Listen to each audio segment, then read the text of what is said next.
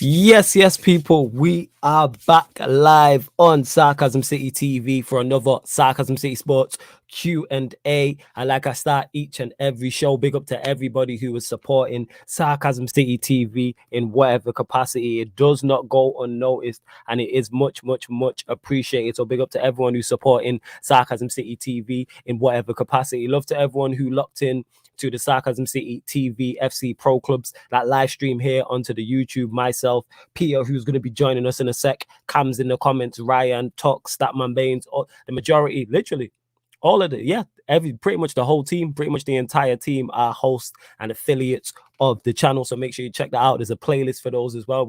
More armpits, you know what I'm saying? More armpits. We just went up to Division 6, I believe. I believe it is Division 6. So big up to everyone who's supporting that.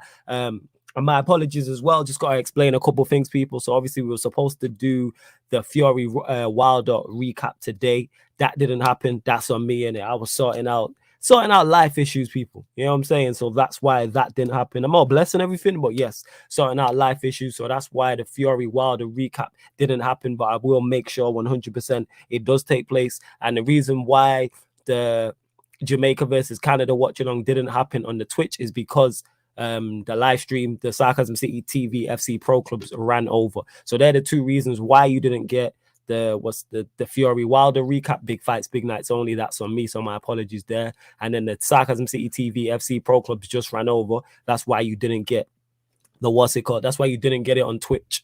You didn't get the Jamaica Canada watch along on Twitch. But yo, I'm gonna do after this show, I will do the weekly schedule on both of these. So I do the weekly schedule on YouTube, the weekly schedule for the Twitch, and we will be back to regular maintenance, people. We will be back, and I know we didn't do the one on Wednesday as well, but that's because, again, the Sarcasm City TV FC Pro Clubs did run over. I will get to all the comments also, but please make sure, mods, please get everyone liking and subscribing. But please make sure, whether you're watching this live right now or you're watching this back, you hit the like button on the video, share it across all the socials. Vitally important you do that. Share it across all the socials and subscribe to the channel Sarcasm City TV. And when you subscribe, please make sure you hit the notification bell as well. And I got to introduce my co-host, get me, my fellow midfield partner for Sarcasm City TV FC. I think it's 1/4 of Ballers at the Bridge podcast. Member, co-host of Courtside Commentary, regular co-host of the NBA watch-alongs, regular co-host of the non-Manchester United Premier League watch-alongs. Hilarious Donny. He's just me from another, he's a variant of me for those that know about Marvel. My like Peter is in the building. What are you telling me, Peter? What up, bro? I'm good. You had me backstage for a few minutes there. Yeah. I didn't know if you were on or not. So I was like, let me just get this, but it's all good. You blessing everything, though, yeah? Yeah, bro. It's been a long weekend. I'm not gonna lie. I went up to San Francisco, watched some baseball, which I seen the stories. I'm not gonna lie, the beer was dope, and it was a cool night out. But I don't care about baseball like that. And then it was a 6-hour drive each way, man. It was a long drive. Ooh, that is a long drive. I got in, put my bag down, and fired up the pro clubs. Oh, let's go. You know what I'm saying? Yeah. You pedaled to the metal. You was trying to get in on that right-hand side. You get me? Camaraderie. I had to. I felt left out. I saw Tox and Cam holding it down. I was like, oh, my dogs. I had to. Go on. It was cool, though. The pro clubs is cool, guys. We're in Division 6 now. We're 1-1 at that. Should be 2-0 or whatever. We're actually not terrible. No, we're surprisingly not bad. I thought we was going to be terrible.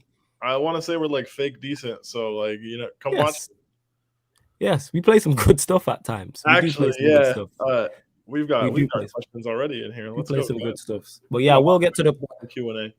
Yeah, it's been a long time since we had you, so it's good to have you here. So for those that haven't seen the Sarcasm City Sports Q&A before, it's where myself and Peter will answer all of your sporting questions. So it's any sport, past or present. So you can ask us football questions, boxing, tennis, cricket, basketball, baseball, whatever question you lot want to ask us, feel free to ask. You lot basically in the comments run the show. Let me not forget as well, that if you are a member of the channel, members' comments take priority like a super chat. So if you see me go into the same names, I'm not ignoring your question, people. It's simply because if you are a member of the channel, then your comment takes priority like a super chat. So to get priority, become a member or super chat, because that's one of the many great perks. So the link is underneath in the description for that as well if you want to become a member. Big up CEO on London says, let's talk about Labiel's masterclass and soon to be the done of young midfielders right now in Tuchemeni. I think we can all agree Pogba over De Bruyne. Let me get your thoughts on that, because I'm coming from a biased standpoint. So I'm presuming you didn't see it. I don't know if you've seen the highlights. Obviously, we're playing pro clubs. Okay, I know that. Are we fake caring about Nations League? Is that what we're doing? Like, is it for agendas? Pretty much so. Yeah, pretty much for agendas. Yeah. I mean, pretty much. I'm all for that. Pogba and De Bruyne are like different types of players. It really just comes down to what you like, what you prefer. I mean, it is what it is. I don't hate it. I like both of them. Neither of them play for my club though, so like I'm not as emotionally invested in this argument, or just most player versus player arguments, if I'm honest. I don't know. It's really hard to say. It's honestly like they're just in two different situations as well. But Pogba does show up for France more often than not, so you have to respect it. But I don't think it's De Bruyne's fault necessarily that he doesn't work fantastically well all the time in that Belgium team. I just think that Belgium team is not as good as the French team at its core, so that kind of is what it is. But I mean, if we want to run agendas, yeah, we can say Pogba's better. I'm not going to yell at you about it. All right, let me ask you them. Tuchemeni, because this is a name that keeps popping up. Your thoughts? And apologies, people, if you hear me eating, it's because I'm muting myself. But go on. Yeah, I would take him.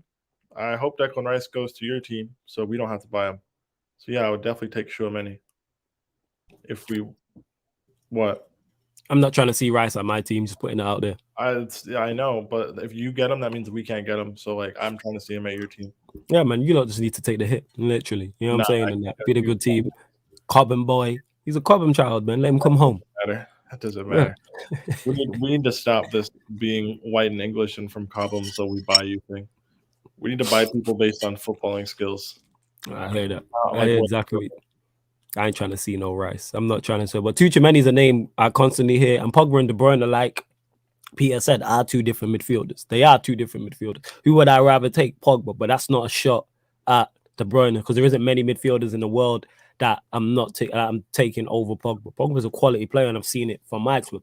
It's just mad how much he is misused, because you see France get him and use him correctly, even if he's playing in a double pivot. But I'm not here. I've already got a slight headache anyway, so I'm not getting into Ollie and all that type of stuff. But what you idiots in the comments ask me questions. I said I would take Pogba at Chelsea before it was fashionable. You did say that. So, yes. I'm kind of tired of now it's like, oh, he's on a free. I raised this point already. Everyone said I was crazy. I was told we don't need him in the midfield three because we have Mason Mount. So whatever. We deserve what we get at this point. Oh, I fully hear that what you're saying. And big up to Cam's TV, who says, yo guys, big up, the best right back in Sarcasm CEFC history is here. Facts. Quality right back. Such a great outlet. Cam's. Like, here's the thing is, people, like, Cam scored a goal. I think it was like, this was a couple games ago, and I marked out. Like, I did the Gary Neville. You know Gary Neville when Torres scored? That was me. I'll have to post the clip, people. Like, he did a Maradona turn on the edge of the box and stuck it top bins. And I was just like, oh, I was like, my number 66. You know what I'm saying? Big up to my guy, Cam. He's cold. I fuck with the whole right-hand side. Large up to Manuel says, big up, Mr. Tate. No, big up to you. I haven't seen Benzema's goal, but I keep hearing about it as well. I do keep hearing about it. Let me get to these super chats as well. Big up Flawless. What a fight last night. Thoughts on Wilder saying the ref was slowing the count when Fury was down. Wilder has got heart I give him, but he's such a sore loser. I will get to your second super chat as well, Dan. I will. And yeah, Ahmed, I'm gonna send you the link, fam. I'll send you the link. Don't worry about that. But yeah, let me get to these two super chats, and I got you, Ahmed. I will do. But yeah, back to Dan with this. Wilder's one of them guys. He's gonna constantly make excuses. You know who Wilder is? He's the Ollie Innes. That's Wilder. They are gonna constantly make excuses for this guy as long as. So Wilder could fight Fury 10 more times, and it could be lose every time. Well, and he might win once because he knocks him out. Yeah. He's gonna lose 9 times out of 10. So he could lose. So let's use that example. He could lose 9 times out of 10, and he's gonna give you excuses for all the 9 times he lost. Yep. Like literally, that's what it is. And it's sad to see because I'm a massive fan of Wilder. Like he's my favorite heavyweight in terms of what to watch. I don't think he's the best. I actually think he's the second best. However, I'm a massive fan of watching him. Any Wilder fight I've watched, I've not missed. I think I missed part of Wilder Fury too because I was out, but I always catch his fights. Even before he was fighting Fury, when people were talking about he's fighting bums and all this, I've been watching Wilder. I will stay up to watch Wilder because I know I'm going to be entertained. And it might be one punch he lands with, and that's all she wrote. So to hear him just be such a sore loser, it's just, just shake his hand, man. You got beat by the better man, but there's always going to be excuses. There's always going to be excuses. There's always going to be something. I don't know what his excuses are. This time I seen Fury go over to him in the ring, and he didn't want to spud him or talk to him. Like, right, you man just made 100+ million together. You mean he didn't want to do a spud me, G? Yeah, I think he didn't want to do a spud. Because Fury was talking to him and Wilder looked disinterested. What's the excuse now? Oh, ref, slow count. You got beat, man. Wallace, you missed my Saeed reference, man. Come on. Yeah, I got your Saeed reference. That's why I did the spud me, G. Spud me. Don't leave me hanging. Spud me, G. Spud me. Spud me. But yeah, I got the reference. But yeah, your thoughts on it, because me and you haven't spoke about it. Bro, I mean, combat sports are obviously like very personal. And when you build up for a fight, you put so much in, you don't get the result you want. It's natural to feel salty. It's kind of easy for us to say, stop crying, accept that you lost. We're not the one standing across from the heavyweight champion of the world and going like 11 rounds with them. But I mean, it would be nice if like you could just accept L's, because no one thinks less of you for losing to Tyson Fury. Like, we kind of know what the deal is. We know Fury's better than him, like it is what it is. But I mean, some people are just kind of wired like that. Part of getting to the top is having that like irrational confidence and just like that attitude. You speak on it all the time. You talk about how you love people's irrational confidence. You kind of need it, but then a lot of people don't like to deal with the bad side of it. Or like, you do. I'm sure you have friends who are just sore losers. Yes. But like that trait gets them pretty far in life. It's just like when you're playing FIFA and you're clapping them, they're just annoying because they're just crying about shit. And you're like, fam, you're 30. Like, stop crying. You lost. Like, it's a double-edged sword, It's like, get over it type of thing. And that's what it is. And I get it. But even the irrational confidence with Wilder, it is easy to say, but it's like, even though he lost, his stock went up yesterday. Exactly. That's the second fight, his stock went down. His stock went up yesterday. I think he went up in a lot of people's estimations, 100%. For me, I was like, if you would have just like firmed it, everyone's like, all right, well, that was fun. Fuck it. That was cool. Because it's not like there's other heavyweights watching that fight who are definitely like, I could kick Wilder's ass. Exactly. I legit still think he's the second best heavyweight. And speaking of Sarcasm City TV, FC Pro Clubs welcoming our centre back at the back, the Rock of Gibraltar. My lad Ahmed is in the building. What are you telling me, Ahmed? You good? Yeah, man, we just won a title. How can I not be good, Hey, let's talk armpits, 4P. You know what I'm saying? 4P. 4P. Let's 4P. 4. Hey, come outside, everybody. Yeah, 4P. You know what I'm saying? You don't want this smoke. We 4P. You do not want this smoke. But Ahmed, thoughts on, we'll answer the super chat here, your thoughts on Wilder saying the ref was slow to count and just your overall thoughts on the fight as well. I just think Fury is a beast. That's all I really need to say. Fury's a beast, and I think I honestly just think Wilder overestimated his own ability, and that's why he's so vexed that he lost. I think it's that simple. I don't hate that. I mean, obviously, like, you have to think you're going to win if you're going to get in a boxing ring with somebody. You can't, like, go through the motions with, like, a violent sport like that. So not only did he lose, like, he got knocked out. And so you're like, twice. You're like, shit. Well, I think the issue comes with Wilder is when he said this was before the Fury fight. I can't remember what fight it was. It might have been, before the first one. But I don't think he'd fought Fury. Someone in the comments will let me know. And he said, when I'm fighting, when I'm in the boxing ring, he's like, my opponents have to be perfect for 12 rounds. He said, I only have to be perfect for 1 second. And I think he led into that. And I think it's 100% true. Apart from Tyson Fury. I think Tyson Fury is the only exception to that rule.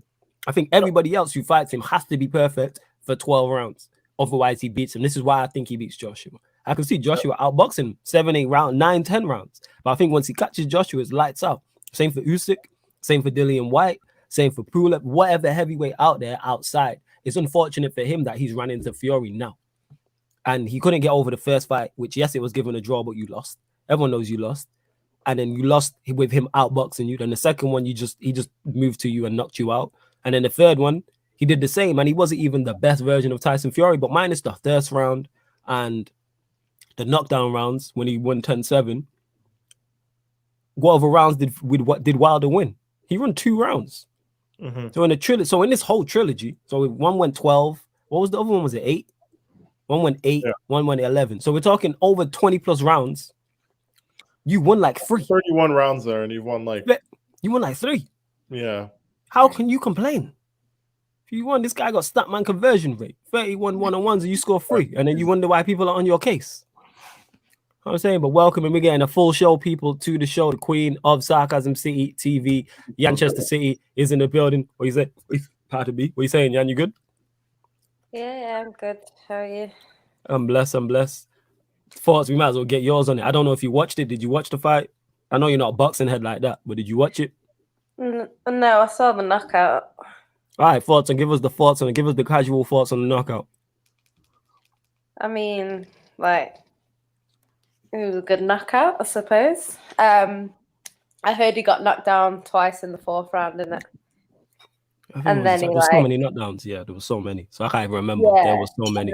I think in the 4th round, Wilder put him on the floor twice in it, and then he got back up, and then he obviously redeemed himself. And yeah, won the fight. But I think the thing is with Fury is he's just a hard nut. I don't see many people beating him. Do you know what I mean? So it's not literally just discussing this. The best. So, you know, I think Wilder probably, a lot of people saying Wilder probably wins that fight against anyone else. But just not exactly him. What we're saying. Exactly. Yeah, that's exactly what we're saying. He's just very, very good. He's solid, you know. His background as well, they don't give up. So he's probably been scrapping since he was born. Yeah, facts. So yeah, just one of them. Facts. Dan says he also said had some good winnings from Fury win last night. So here's a bit to support the channel. Big up, man. This is spreading the love right here. I fucks with this, Dan. Big up to you, my guy. Big up to Dan for both super chats. Make sure you hit the like button on the videos. Well, we don't even have many members in, so we'll get to the questions as well. There we go. Ali A says, big up Flawless. The international break is so boring. What is your top 5 under 23 youngsters in the Premier League? Jeez. You don't be asking a bit. All right, we'll go to you, Peter. Yeah, you go first on that because I don't even know. So I'll let you go first. We can come to a consensus that Foden's number 1, right? Yeah. I can't even be asked. I'll give him cool. If you want to go Foden number 1, cool. I'm not even gonna argue. I can't be asked. I just think he has the most, based on how this question, the word potential is nowhere in there. For top 5 under 23s, he's got the CV to go with it, the iconic moments, and just like that bit of like je ne sais quoi, if that makes any sense. Right, moments. Did you not see Greenwood get me equalised at Southampton this season? What's wrong with you, fam? Yeah, but compared to Foden, Connor. I'm joking. I mean, Greenwood's I like Greenwood though. Greenwood's touched the Europa League a few times. Foden doesn't know what the Europa League badge looks like. Yeah, I'm just joking. But all right, we're saying Foden Greenwood because this ain't no City. I'm tired of this City loving. Right, Foden Greenwood. Who's the rest? I was gonna say Foden Greenwood. Saka. Yeah, well, we can put Saka in there if you guys want. He seems like a nice Talk about it. No, Peter. No. We ain't bypassing that. I mean, why did you say if you want? He carries a mid-table team. Like, are we going to put in Harvey Barnes? Or is Harvey Barnes 24? Is Harvey... No, keep naming names. Keep naming names. Quite old, though. Wait. Is Trent under 23 still? Yes, I believe so. All right, so Trent's 1, Foden's 2. That's what I'm saying. Trent is like 3.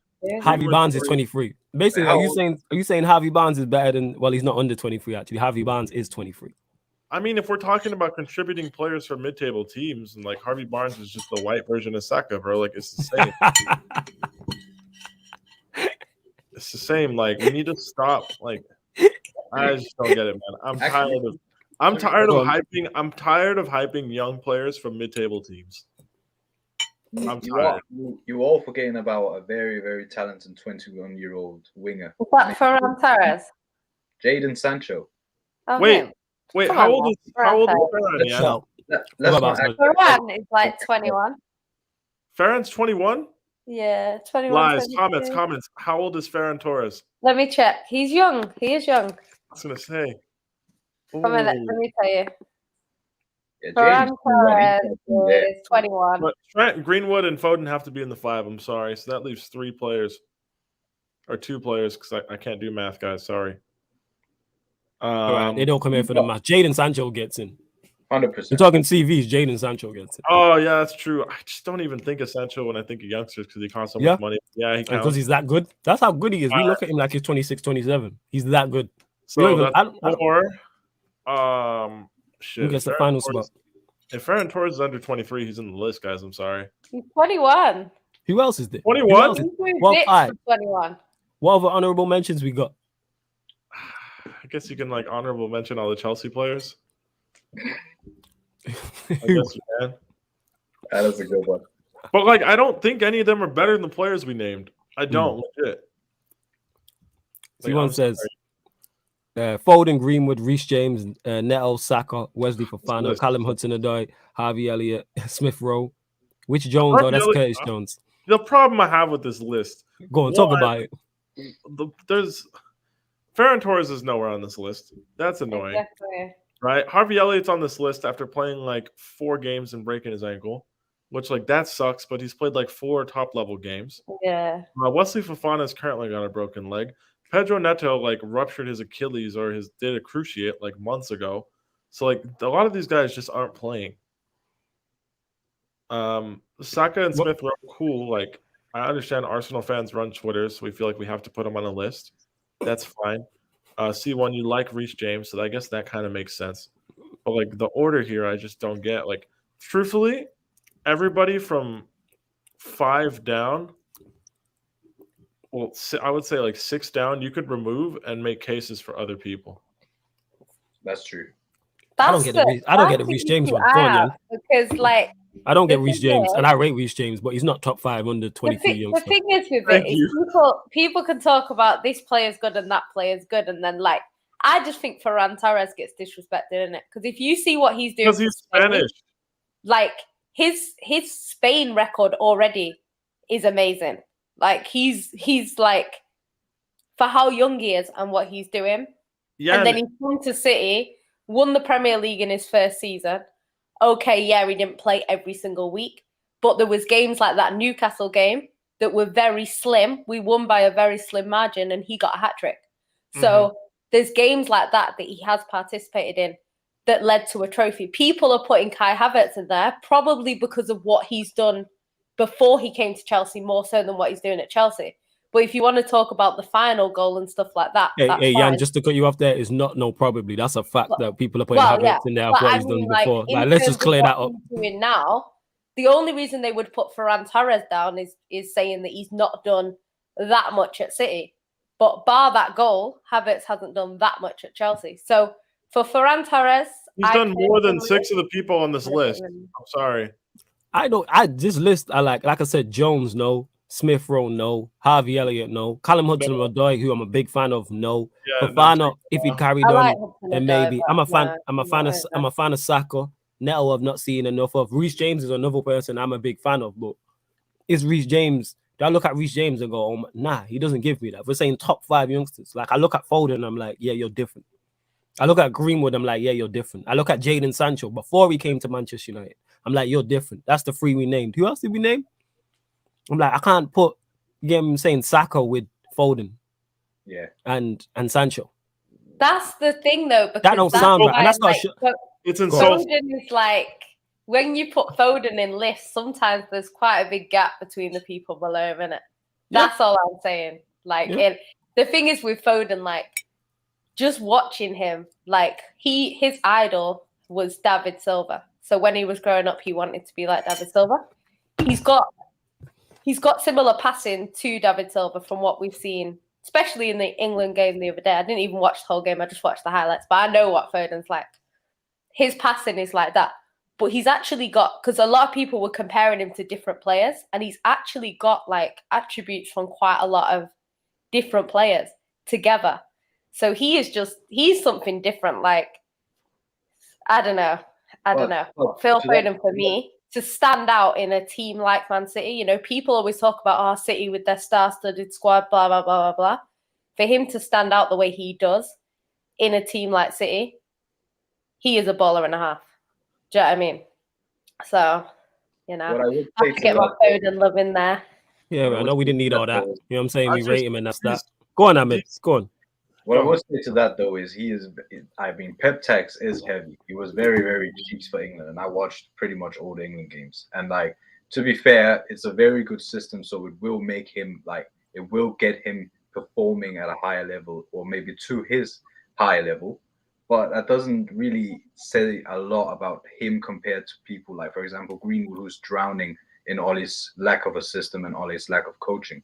But if we're just talking just how good they are at the moment, yeah, I'd certainly say that Foden's very much up there.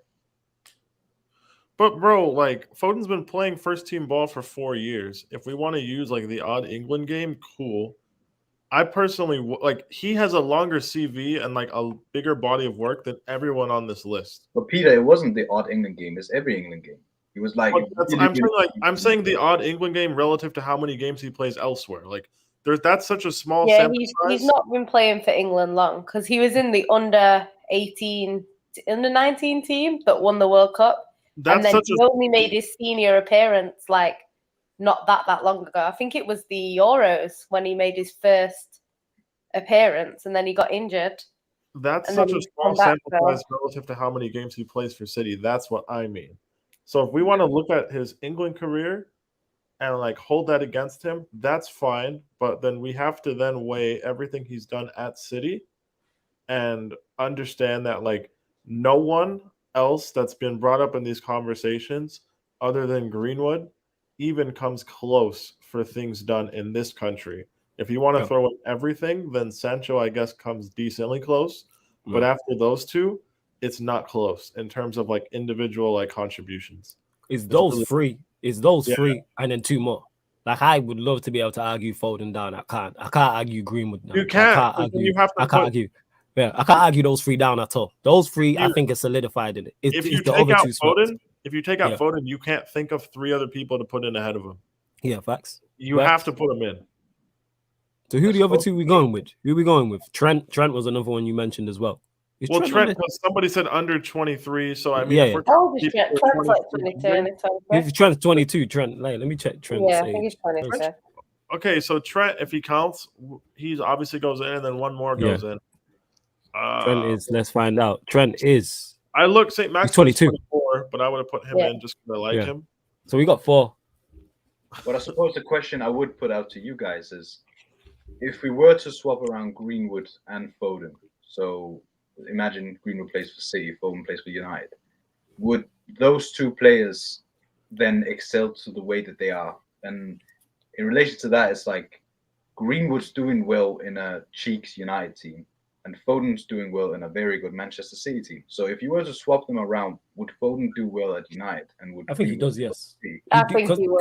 Because he's bright. He wouldn't do as well. Don't get it wrong. Of course he wouldn't do as well. He wouldn't do as well, but he'd still be a standout. We'd be talking about Foden the same way we talk about Greenwood right now. Imagine him with a good manager and a good system. Would Foden stand out as much? No. Is he having man of the match performances at home into semi-finals against PSG playing for United? Absolutely not.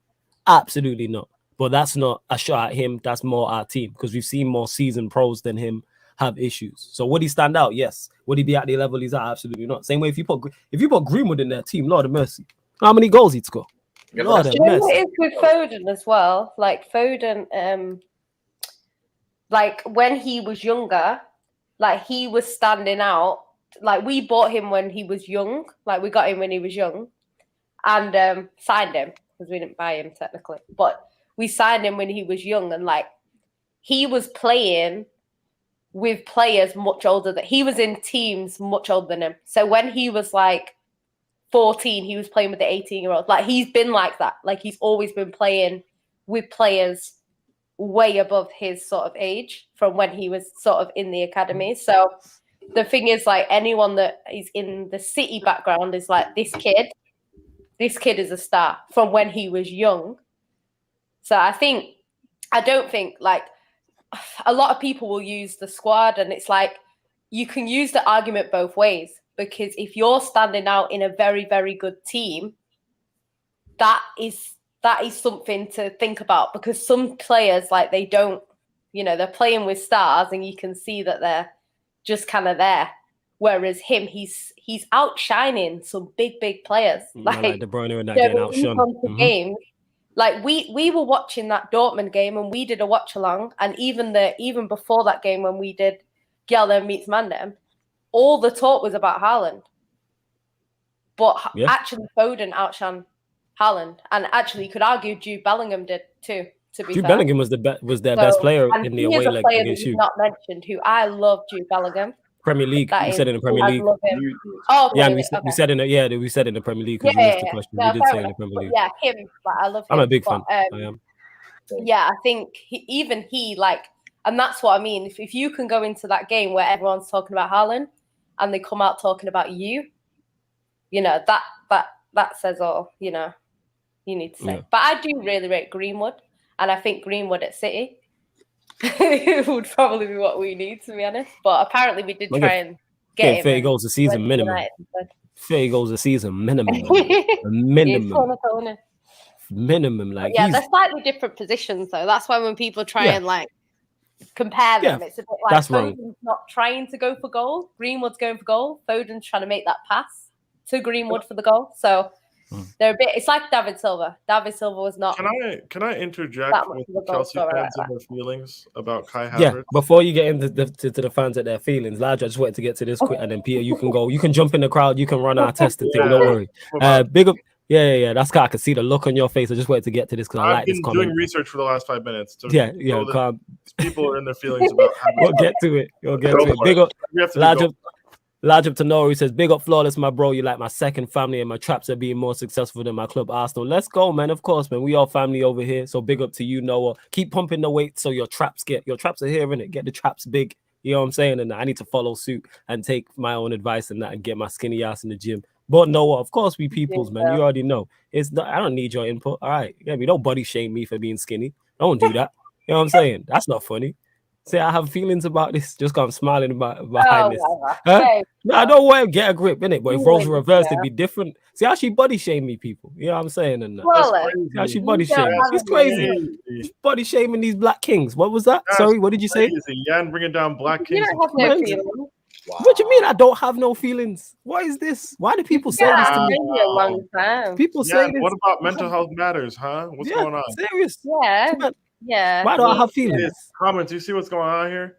See how she trying to tear me down? Not only did she body shame me, then she told me I have no feelings. She physically and mentally attacked me. I have to put up with people. This is ridiculous. This is ridiculous. Yeah, I would like one actually. Can you provide one?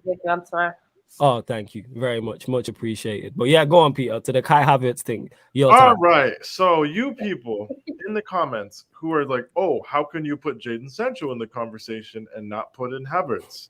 You guys need to understand Jadon Sancho had 3 seasons in the Bundesliga where he was performing at an elite level in terms of performances and output in the Champions League and in the Bundesliga. Havertz had a cool year and a half before he came to England. So I pulled it up on Transfer Market. Jadon Sancho made 104 Bundesliga appearances, scoring 38 times and assisting a further 51 times. 7,500 minutes, he had 89 goal contributions. I've got the Havertz stats on my phone. He made 118 appearances, more than one Jadon Sancho, scoring 36 times and assisting 25. With 51 goal contributions over nearly 9,000 minutes. So for you guys to act like it's a disrespect to toss Havertz out of the conversation because what they did in the Bundesliga is the same, that's very disingenuous. And I don't know if you guys know the stats and are just upset, or we're just running with pure narratives. Like, I don't understand. I don't want you guys to look at Sancho's time at Dortmund and Havertz's time at Leverkusen and equate them, because they're not the same at all. It is not even close. The false equivalency that you guys think you're seeing, it doesn't exist. So just get over it. It is what it is. We didn't mention Havertz. He's been playing like dog shit. He won us the Champions League. That's fine. That's great. I'll always love him for that. But he had a flicked header at Liverpool, and he's done nothing else. So, hey, I mean, hopefully he scores and he helps us. It is what it is. But no, we need to stop acting like, oh, he has to be in there because of things he did 3 years ago. No, stop. Like, yeah, Sancho hasn't started well, but I feel like a lot of people are letting 240 Premier League minutes get to their head. Do you know what I think it is as well? On the Sancho one, I just before to cut you off, Jan. Yes, people are talking about, oh, Sancho's been here for literally 5 minutes. So I'm still putting him in. Now, if his season carries on like this and he's awful, then we have the conversation. I'm not letting a bad first couple months with the heftiest tax in the world added to it as well overshadow what he did before that at 18, 19, 20. Like Ahmed said, we talk about Sancho like he's 26, 27. He don't even come into our mind as youngsters. He's that good. He looks that seasoned and he's that polished on the ball that he looks like he's been playing for youngs. He's still a kid. Man's younger than Rashford. Yeah, he came through the best academy in the country. All right, let's say that. I'll stop it. Yeah, he did. But go on, Jan. Say what he's going to say. I don't know why we get so tribal about like which young players are from our team, and those young players are automatically the best. I saw people crying that Mason Mount wasn't mentioned. Guys, it's not Mount. Break this to you. Do you know what? Like, I think the problem is, I have to shit on my own players and we're top of the league, but I'm going to do it. Like, guys, there's not a City fan in the world who trades Phil Foden for Mason Mount. There's not a United fan on the planet who trades Sancho or Greenwood for Mason Mount. It doesn't happen. Ahmed, would you make that trade? Just making sure. I'm just making sure. Would you make that trade? Would you make that? Of course not. Yeah, Ahmed ain't doing that. You know what I'm saying? Ahmed, I was just making sure. But like, guys, Mason Mount for Phil Foden. 100%. I've said this on the show before. I've said this before, and I got screamed. I was like, "You're not a real Chelsea fan." I'm like, guys, are you crazy? I would swap Mount for Foden. I would swap Mount for Greenwood. I swap any of our forwards that's not Lukaku for Greenwood. I've said this before as well. You did.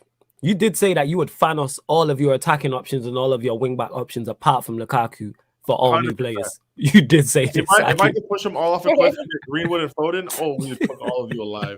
I swear. Oh, my goodness. Like, guys, stop being so tribal and just think about the question and look at players as talents. Stop looking at what club they play for because we'll never get anywhere like that. There'll come a time for me to tell Jan to put her club's Champions League trophies on the table. Trust me. Like, now is not that time. We're asked questions, and I'm answering them as honestly as I can. That being said, my team's at the top of the league. Do I think my players are shit? No. But, like, they're not, like, there's levels to things, and I can't be honest. I have to be honest and truthful, guys. I can't sit here and talk shit. Like, it's not about this stuff. I'm trying to be serious, but we need to just let a bit of the tribalism go. It doesn't make you a worse fan. Trust me, it's not hard.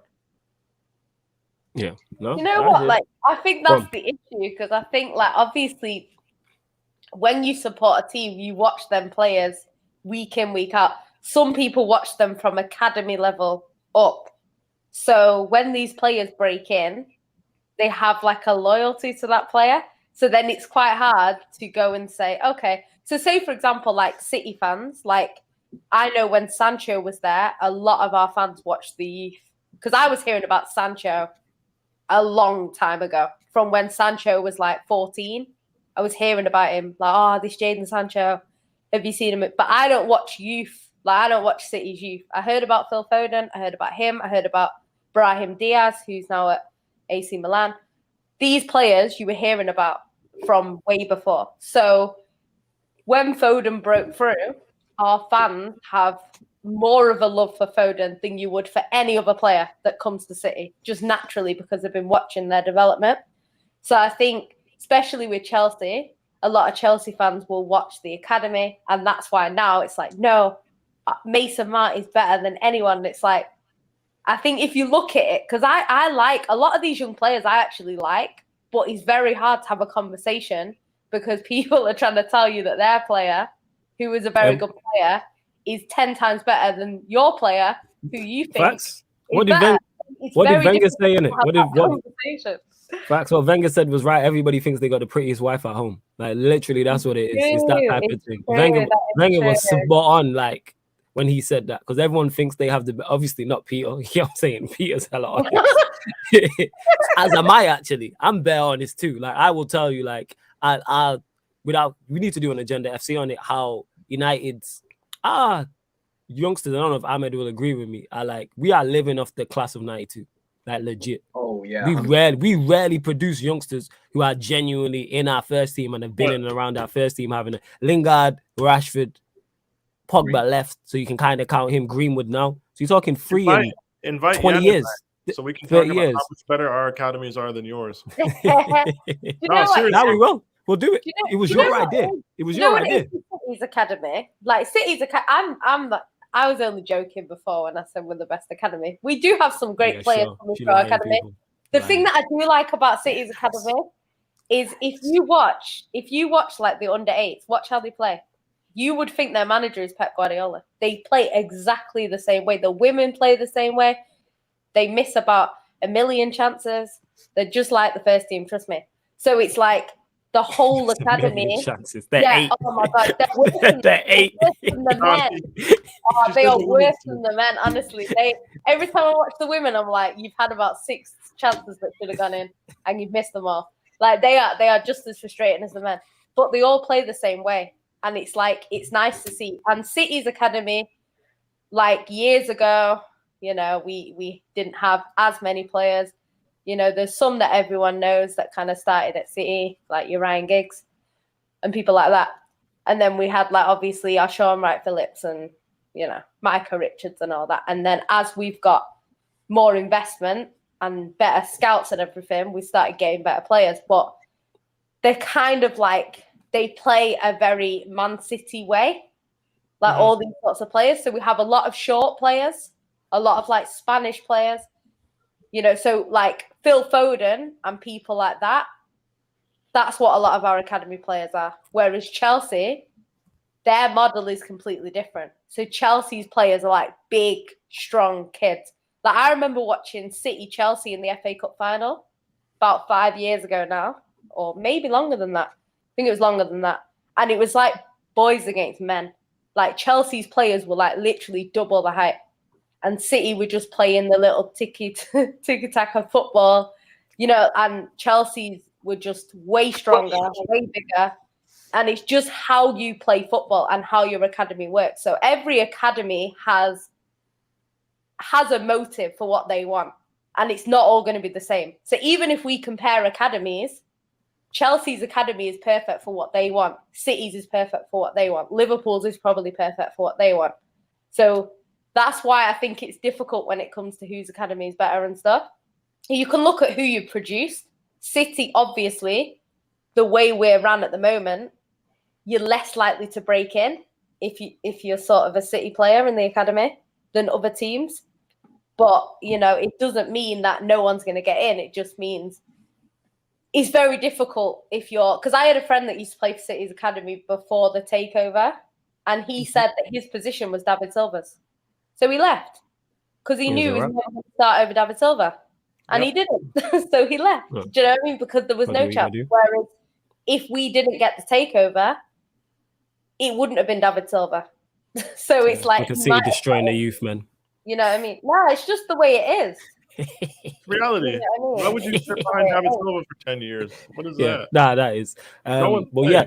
Go on to Noah, who asked as well. No, the reason why I said traps, as in traps there, because I didn't know if you was dry snitching on yourself. So a trap, and I thought illegal activity. I didn't know you was talking about rapping. So that's why I was trying to. But you're talking about rapping because you said the trap's going well in it. I thought you were talking illegal activities when I hear trap.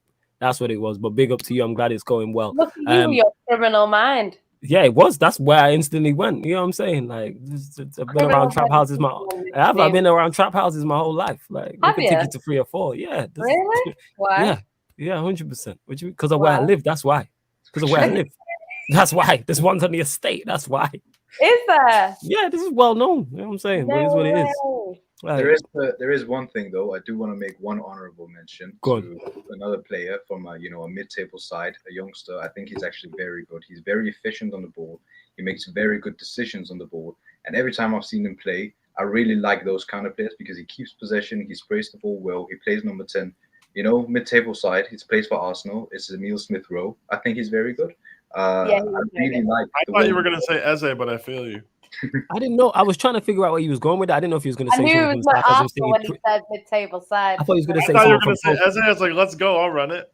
I thought he was No, going to say he's something good. from Very Pulse good as as well. well. Bro, he's He'll good, be you know. very good as well. But I When really we played, he's very mature for being so young. I think Yeah. he's still a teenager, and just the way he plays, I think he needs to develop and get a move to a big club, because I think he has very, very big potential. I really like that player.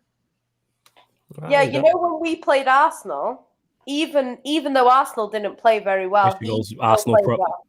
No, he still played well. He's Yeah, he's a good player. We Before just need to see more of him. Before the game, the City fans that I sit with were like, "I'd take that Emile Smith Rowe." Yeah. They were saying Good, that like before it Good even. squad player for you lot. Good squad player. But let me get to this from Nippin, and I go to you with this, Ahmed. He says, question for the panel. Who's the one player who plays shit all season, but then somehow morphs into prime Lionel Messi when they play your club? We'll go to you, Ahmed. I know what Jan's going to say. So yeah, go on, Ahmed. I know exactly who Jan's going to say. Who for you? Against us, Lewis? That's a good question. Who is it? Who always turns up against us? Oh, that's a good So, question. like, there's a few for City, Jesus.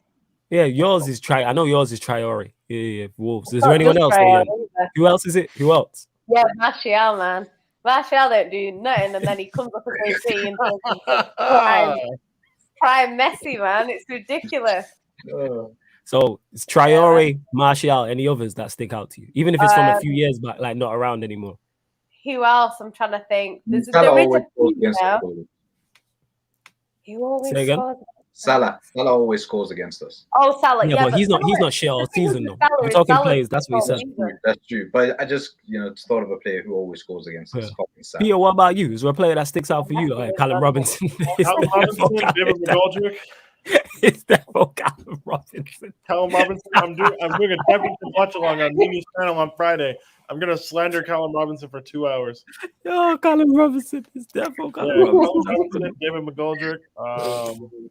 For United, Matty Longstaff. As well. There's a few, Okay, you Matty know. Longstaff. Nah, it was the other Longstaff. There's two of them.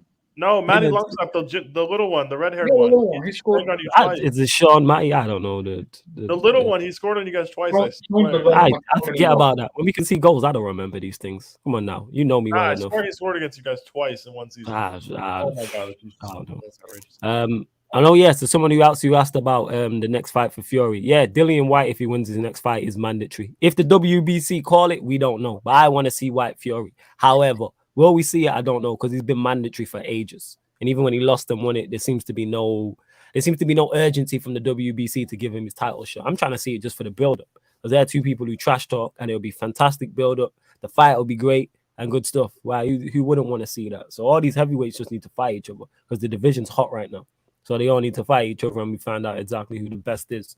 Dan says, question, guys. Neymar is retiring for Brazil after the World Cup next year. If Brazil don't win it, do you see it being a flop international career for him, apart from the gold Olympic medal? Go to you, Peter. I have this conversation, a Neymar conversation, and about like the pressure in football and cultures for like Brazil and Argentina, and how that's weighed on like Neymar and Messi. I had that conversation with my friend today that I was driving with. You'd have to look at it as a flop. But one thing I do like want people to realize is the Brazil team with Neymar at the helm has been the most mediocre Brazil team over like Neymar's prime that they've I want to say they've put together in the last 40 years consistently. Like if he doesn't win, he'll take all the blame, just because in that country he'll never be R9. He'll never be Rivaldo. He'll never be Ronaldinho. He'll never be a Kaká, right? He won't be looked at as those players, even though you could make a case he's better than a lot of those players just based on his entire career, right? It's really like in Brazil and Argentina, if you don't bring us a World Cup, you're no one to us. Yeah, they don't care about club. They're all about. Messi's going to suffer the same fate too. If you don't rock up at the World Cup like Maradona in '86, we don't care. And you'll never be hit no matter how many goals you score. So it's very tough that way. What's up? Yeah, he's never won a World Cup. Fucking hell, okay. Who? Nah. But that's not on him. I can't even blame him for not winning the World Cup, because it's not like Copa Neymar? Yeah. Yeah, he's won a Copa America. They won the one before this one. Then surely he's not a flop. He has one. He has a Copa America. then surely he's not. Will have one. Like an when you say international club, I'm thinking of a guy that never won anything with a good like international. He's still gonna be, but the thing is, he's still gonna be a Brazilian flop, bro. They had a World Cup in their home nation. They got disgraced in it. Oh, yeah, when he got beat 7. Ooh. Granted, he was injured, but like people aren't gonna take context into account 30 years down the line. Yeah, true. They're just gonna look, hey, what did you win us? Oh, you won us Copa America. We have plenty of those, bro. Oh, you didn't bring us the World Cup trophy. Oh, we don't care about you. That's what it's gonna be. And I don't think that's fair, but I think that's how it's gonna be. It isn't fair at all. Oh, I fully hear that, but that's the levels that they hold him to, because all the greats before him that Peter just mentioned all delivered a World Cup. So when I say, yeah, I can't say he's been a flop because he's won something. So the fact that he's won the second biggest trophy, I can't call him a flop. However, should he have? I'm trying to think. The World Cup, maybe. It's one of the, it depends on how high you hold him self-esteem. I don't look at that at Neymar. I look at his PSG career more. That's where the conversation starts. And in regards to, I look at his career into like what he did at Barcelona was exceptional. He did everything. To me, he went to PSG and it's not really hit. However, if he wins the Champions League this year, that shuts everyone up. And then I seen something that he said, was it today or yesterday, about he doesn't know if he has the mental capacity for football and the next World Cup's going to be his last. So it seems that he's mentally checked out already. I kind of understand though. Which I get. Yeah, I get it. I get it. And that's what it is. But your thoughts on it? What are you telling me, Ahmed? Comments are saying he didn't win Copa America, by the way. So he didn't win it. Okay, you stand correct.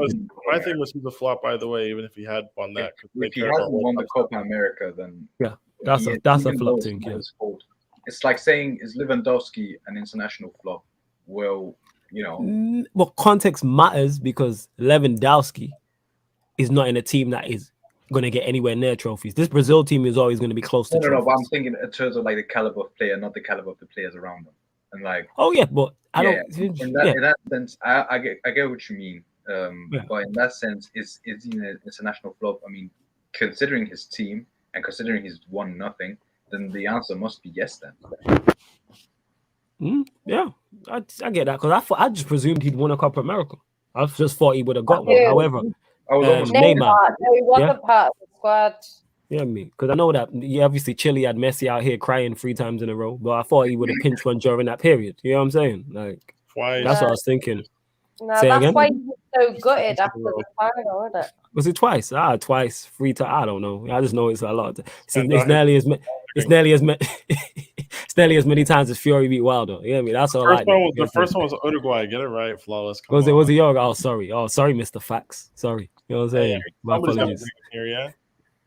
Yeah, if you're the responsible adult in the room, we are all in trouble. You know what I'm saying? Hey, bro, you left me in charge. If the house burns down, it burns down. Blame the parents. Let's see what other questions Dila are saying. It's like leaving as the lone DM. It won't go well. Hey, that's why I say I be the lone DM. Hey, bro, I was doing fine today. Yeah, you did. We played well today. We played very good stuff today. Saucy football, We did. We actually got like how tough it is when Tux and Cam are in the other box. It's like this entire right side is me now. Yeah, it's cool. You hold it down. I'll drop over as well. You know what I'm saying?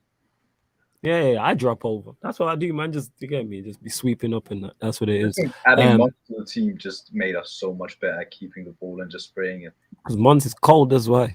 Yeah, he is. Here we go. Z Gold says, question for you guys: a prime Tyson Fury, a prime Mike Tyson, who would win that matchup? People have spoke about this. Tyson Fury would demolish Mike Tyson. And again, because Mike Tyson, who I love by the way, one of my favorite fighters of all time. He's gonna find it very tough to get in close. If Fury fights the right fight, which Fury is crazy enough not to fight the right fight and try to win. Yeah, he's 6'9", and Mike Tyson's like 6'2". Mike Tyson was 5. Was like what was he? 5'11". I tell a lie, he might be 5'11". Let me look the height. Yeah, I'm gonna check the height now. Not that tall. Yeah. Facts. Guys, Tyson Fury is demolishing Mike Tyson. I'm sorry. Right, he's 1.78 meters. I don't know how tall that is. All right, one sec. I was 1.8 in feet. 5'10". So he's fine. So he like my height. Yeah, he ain't got a prayer. I'm almost a foot bigger than him. Yeah, he ain't got a prayer. Guys. Tyson Fury. He's 6'9", has crazy reach. Mike Tyson's getting packed up by Tyson Fury. easy. Yeah. Like guys, both of them in their prime, easy. Yeah, like that's what it is. Like Muhammad Ali, it would be a tougher matchup for Fury, but again, I think the height difference. But Fury was asked this question. I was watching an interview, and he said the heavyweights. He said the heavyweights. Yeah, we're gonna get to it because people are gonna be mad because Tyson Fury isn't popular and people don't like him, and he doesn't look the part. And I've said this before. How you didn't have him as your number one heavyweight before this, I don't know how. You know what I'm saying? It's kind of like people who have turned Ollie out now, and I'm like, what have you seen that is different to last season when it's exactly the same? Like Fury's been the best heavyweight. It's just that people don't like him. He doesn't look the most stylish. He's not the most, you don't look the most coordinated in the ring. He's not an easy sell. You get me? He's not great on the eye test in terms of boxing, but he's very effective. He's extremely effective. It might look ugly what he's doing, but it's very effective. And he's been the number one heavyweight. The fact that him and Joshua is a conversation is crazy to me. Like people talk about that bout like it's 50-50. Like that's nuts. Like you can prefer Joshua, he can be your favorite. Cool. I've said that Wilder's my favorite heavyweight. However, Fury's all wrong for him.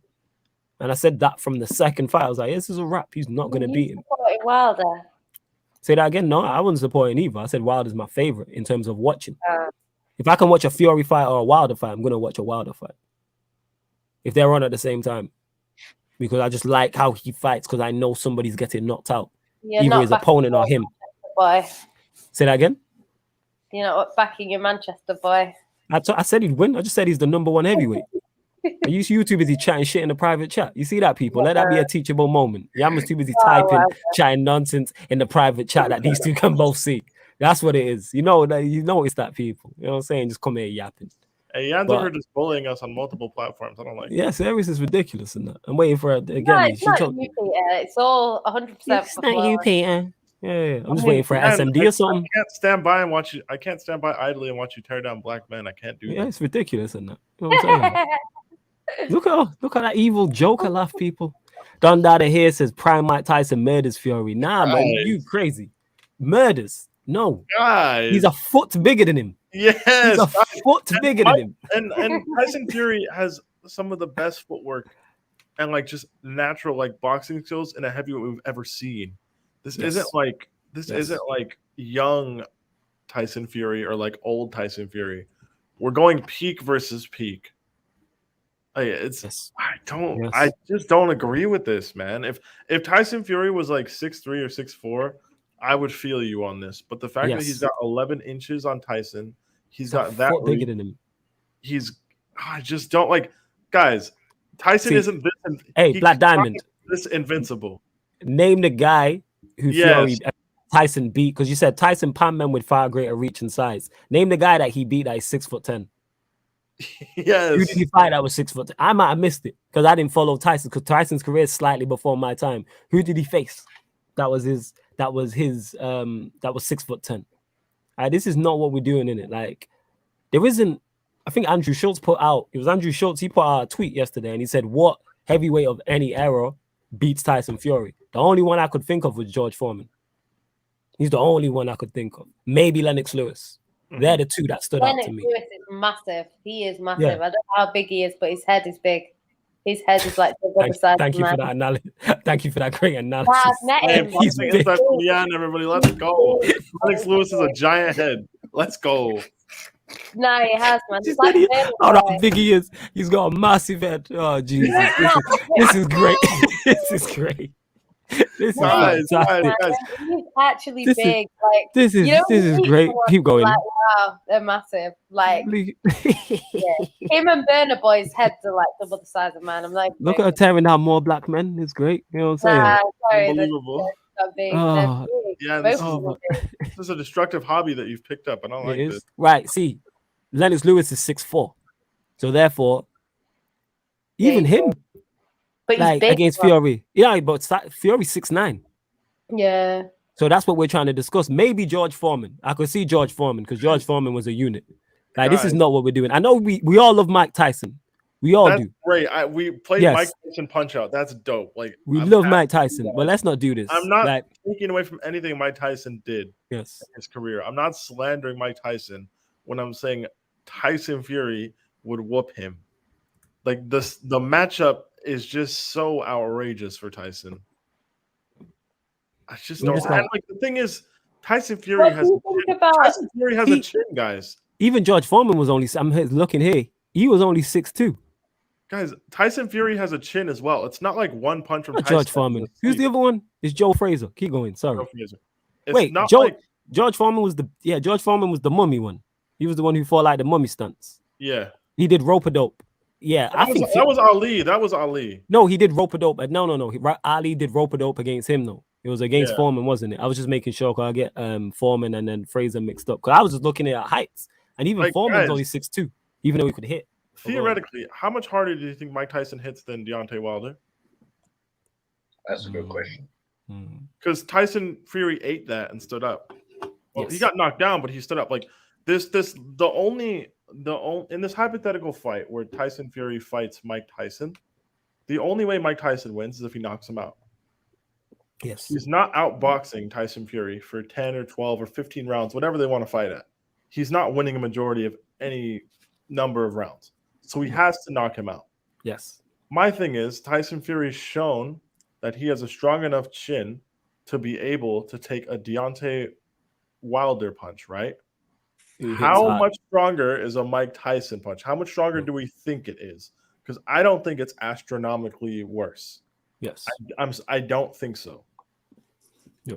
No, I hear that. And Man says, I always rated Fury, and I think both Wilder and Fury beat Joshua. But it's crazy that Joshua has the best heavyweight resume of them all. Because in boxing, resumes don't really mean too much in terms of when you're comparing A fighter and B fighter. Because styles make fights. So A fighter can beat B fighter, and then B fighter can beat C fighter. That doesn't mean A beats C.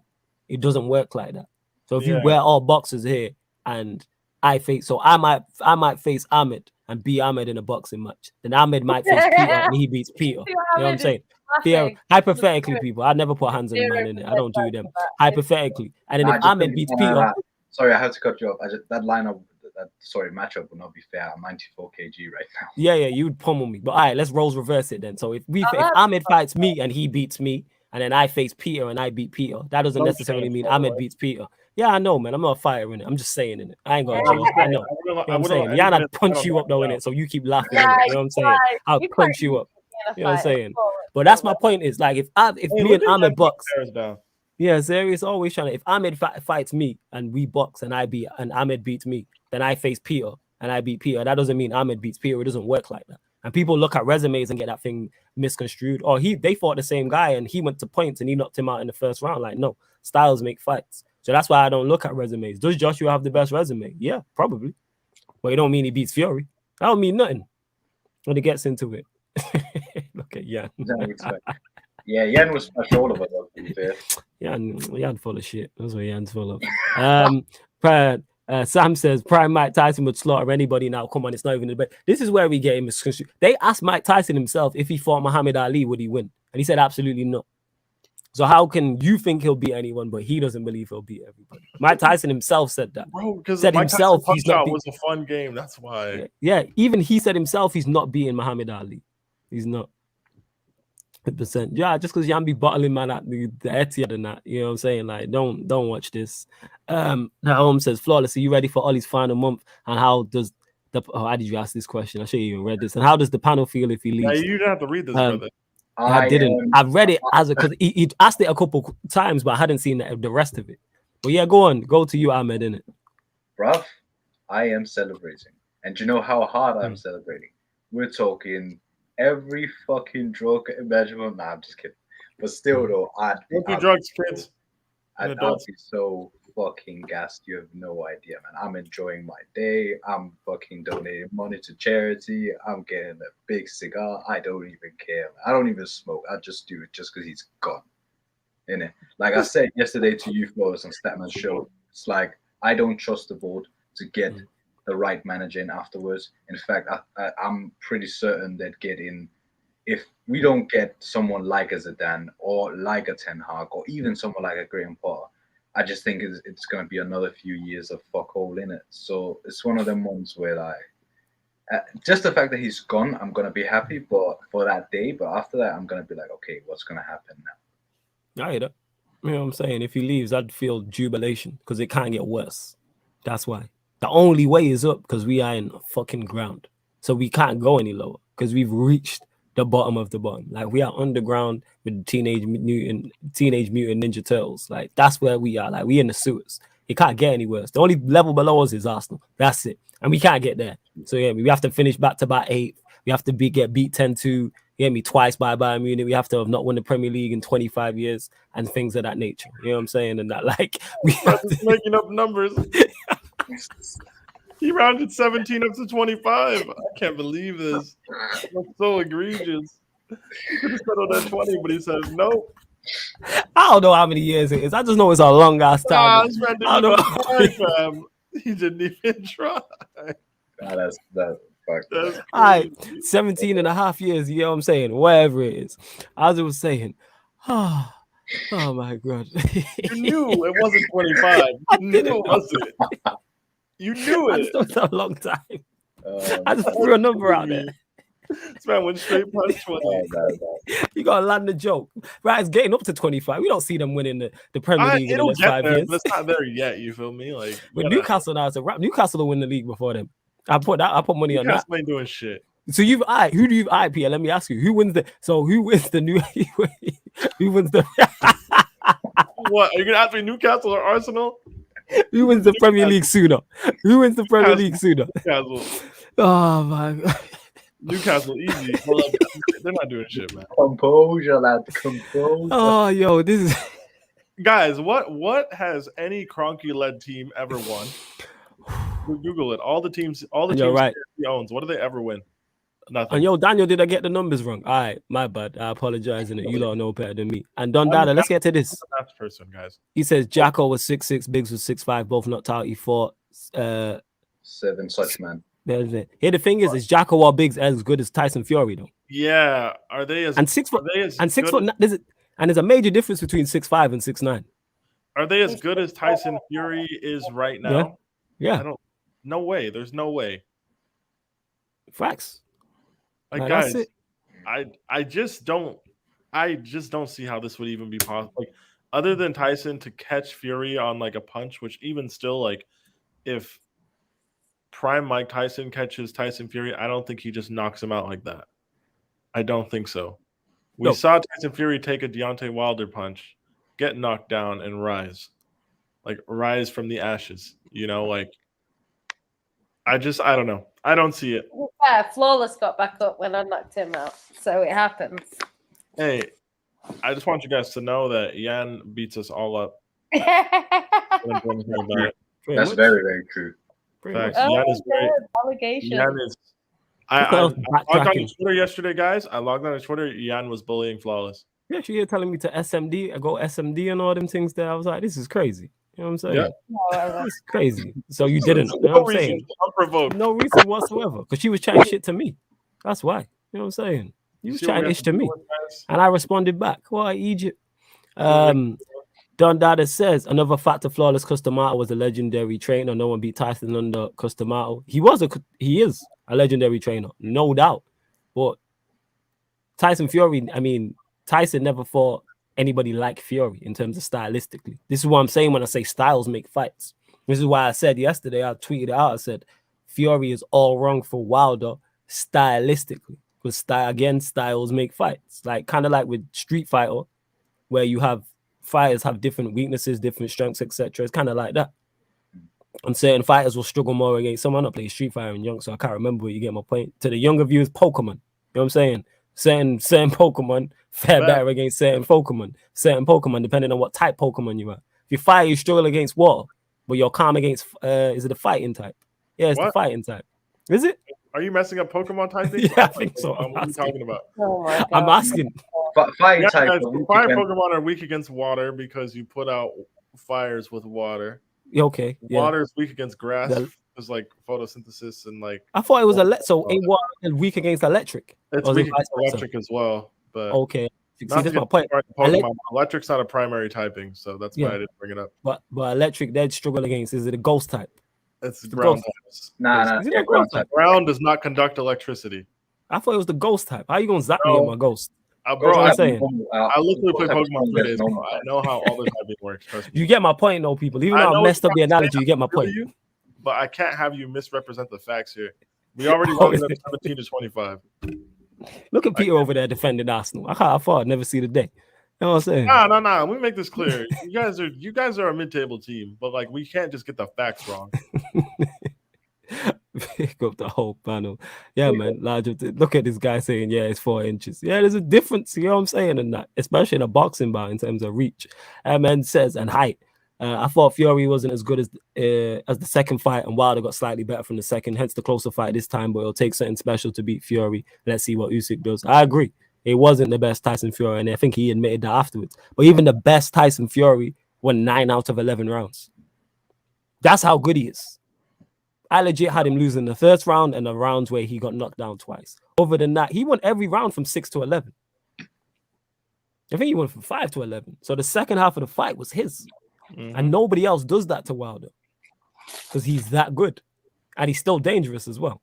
So, yeah, that's what it is. But, yeah, I think he beats Usyk. But it'd be very interesting. What are you saying, Peter? Thoughts on it? Fury's going to beat Usyk probably. But then again, it's heavyweight boxing. You never know. If somebody catches something with something, they could win. That's really what the draw is. But, no. Yeah, Fury's obviously favored against whoever he fights forever until he loses. What are you saying, Ahmed? I just think Fury is a beast. Fury's very, very good. And I think Usyk's also very good. I just have a hard time seeing Usyk beat Fury. That's simple as. The thing with boxing is, of course, it's very intricate, but I see it a lot more simply. And I just think, this guy better than this guy? Yeah, come on. That's what it is. It's not very intricate, but I guess, I just think one guy's better than the other. That's why he's going to win. But again, if Usyk lands, everything could happen. If Usyk lands a lot of good punches consecutively, or whatever the fuck it's called in English, then man's got it. I think he could win, but I just can't see Fury lose. Not that fight. Right, same. I don't see. I think it'd be very interesting though, because we'll have to see a much more aggressive Fury, because I don't think he can outbox Usyk. So I think he just has to be more on the front foot. I think that's where Joshua went wrong, was trying to outbox. Don't try and outbox the 6'3" crafty southpaw. No, you just don't do that. Yeah. It's kind of Also, by the way, to cut your floors, just a disclaimer for the people in the chat that doesn't know this: English is not my first language. So if I fuck up something grammatically or whatever, don't copy me. Ahmed, don't worry about it. Yeah, English is my first language, and I fuck it up all the time. Don't worry if any about of you are grammar police in the comments, you're all being nerds, and you need to stop. Oh, look at the facts police over there, innit? You know what I'm saying? But we move grammar police here. It's a sarcasm city. It is, but yeah, large up to Black Diamond, even though he changed his name to Don Dada Diamond. That's cold. He says, well, we agreed to disagree. He just made up for reach with exceptional head and upper body movement, rendering most jabs thrown at him inept and allowed him to slip inside. Oh yeah, don't get it wrong. Mike Tyson's cold. And no one's doubting Mike Tyson. We will agree to disagree. I just don't think he beats someone who's almost a foot bigger than him. If you would have told me that Mike Tyson could knock out Deontay Wilder or AJ, I'd absolutely believe you. Yes, I agree. I just think Fury is different. He's just different. He's an exception. Yeah. It is what it is. He is. He really is. That's why I rate him so highly. No. And says, you think Wilder will come up with excuses again? Absolutely. 9 times, if they could fight. Me and Peter just said it earlier on the stream before Ahmed and Jan. Hasn't he already come up with excuses? Yeah, but he'll make more. What we're saying is, even if they fought 10 times and Fury won 9, he'd make up excuses for all 9. He'll continue to make up excuses. And it's right, you're the first guy to go through a trilogy, make a whole load of money and not win one. Then I can remember, a major boxing trilogy. It's been free he ain't won one. The first one was a draw and he lost the second and the third. Be thankful. But like Peter said, the irrational confidence thing, that's where that stems from. It's you got beat by the better man. Just take it on the chin and get better. But it is what it is. We move. Yeah, facts. Deviant, you know me. You know me very well. Yes, it's my first language, and I still, excuse the language, fuck you up. Facts. You know what I'm saying? And it hurts your head even more when you're talking to the likes of Jan. You know what I'm saying? But we move. Shut up, bro. Did you just show above me? You just show above me, What a clown. Hey, look at Jan over there just being toxic. It's fine. Yeah, serious. You know what I'm saying? She just stabbed my veins to this thing, innit? You know how he is on the pro when he gets no GA? That's yeah. I'm not fucking booting me after I called him toxic. Yeah, because he is toxic. You know what I'm saying? It is. But yeah, you lot to continue to get your questions in. Again, if you keep seeing us go to the same names like Deviant, like Nippon, etc., it's because members do their comments and questions do take priority like a super chat on the Q&A. But obviously, if you're asking an exceptional question or you're a mod or something, I will get to it. Continue to get your sporting questions in, though. Any sport, football, boxing, cricket, tennis, basketball, whatever. Emmanuel says, yeah, Deviant, she hella disrespectful. She hit you with that shot, bruv, like some sort of sideman. Bare disrespecting that. Nah, But she ain't like man. that. She ain't like that in person, so it's calm. Emmanuel says, Chat's even more shit. yeah, you don't say nothing, boy. We ain't getting into that. How did Diallo and Palestri? What was that? What you say, love? I said whatever. Okay. Yeah. Don't call me a little dickhead under your breath. Don't do that. Like I'm not going to hear you little shit. Yeah. See how she said it under her breath? She didn't say that with no chest. How did Diallo and Palestri break into the team within the next 2 seasons? And if they don't, are they pointless signings? I've not seen anything of Palestri to say anything. Diallo, does he break into the team within the next 2 seasons? If Ollie's not in charge, he could, like in terms of depends. This is such a if Ollie goes, then yeah, I can see it happening because the talent's there. And he's already had impact playing for United in the small game time that he's had. But do I believe he's a pointless signing? No, because Diallo's a talent. Palestri, I can't call. What do you reckon, Ahmed? We'll go to you since you're a fellow United fan. Apparently, Palestri, he was born in Uruguay and he hasn't been getting enough minutes for Alaves. I saw some kind of stats where he's got like 195 minutes and he's had like, I think 7 games. And he has a clause in his contract where if he doesn't play a minimum of 1,000 minutes, he could basically terminate the loan. So, like, I don't know with Palestri either. I've heard he's a bit of a good technical player. Diallo, he's cold. He's a baller. Like, I really like Amad Diallo. I think he really needed that move with final, the loan move, but it broke down. It's one of them ones where is it a pointless signing? I don't think so. I don't even think they need to play first team football with us to get better. I just think that they need to do it somewhere where the kind of football they're playing matches the Premier League in some sort of way. It doesn't have to be 1-to-1. So they can gain some of the, the experience, some of just the good decision making you get as you get more experience. And I think Ahmed probably has a bigger chance than Palestri. And to be honest, I think if Ahmad was to, play for a club that develops players better, like a City or like a Liverpool or something like that, I think he could become good enough to replace Rashford. Because I'm not a big Rashford fan, and I think I've seen enough from Diallo to see that he's got high footballing IQ even at his age. So it's just one of them ones where he just needs the experience, and I can see him break into the first team, but definitely not pointless signings. It's one of them ones for the future. Yeah, Pierre, thoughts on it? I know you want to chime in. They won't break in, but they're not pointless. They won't break in just because United have better players in those positions, and they will continue to do so for the next few years. You've already got Greenwood, Rashford, and Sancho who play out wide. And Martial. As of now. And you've got Ronaldo and Cavani through the middle. Granted, Ronaldo's only contracted through next season. So I guess outside of that, maybe one of them gets in somewhere. But knowing how United operate, they'll find a big money striker. You'll go from Ronaldo to a big money forward as well. Unless you want to hand the keys to Greenwood, which I just don't see happening. That would be like the FIFA move based on potential, but that won't actually happen. So, I just don't really – I don't see them both fitting in. But at the same time, the only reason it's confusing for me is because Diallo costs so much money. Yeah. Like, it's kind of weird to spend almost 40 mil on a player and develop them to, look to sell them on. So if anyone gets into the team, it'll be him just because, the outlay on him was far more. But definitely both of them going in, I can't see it at all. Yeah. I suppose it depends on the injury situation at the time. If you've got bare injuries, they could both break in. But I think Diallo's way better than Palestri. So I think you're probably right on that. Yeah, well, I hear that. But we'll soon find out with it, in regards to it. But do I believe Diallo's good enough? Yeah, but there's so many variables. Under Ollie, absolutely not. I don't think either of them break through. But under a next manager, yeah, I could see that happening. MN says he sacked his trainer for throwing in the towel and wanted to go out on his sword. Well, Fury delivered the knockout. I guess be careful what you wish for. Hey, some fighters want to go out like that. Sometimes you got to go out on your sword. You know what I'm saying? Certain boxers are like that. Like it's a don't pull me out thing.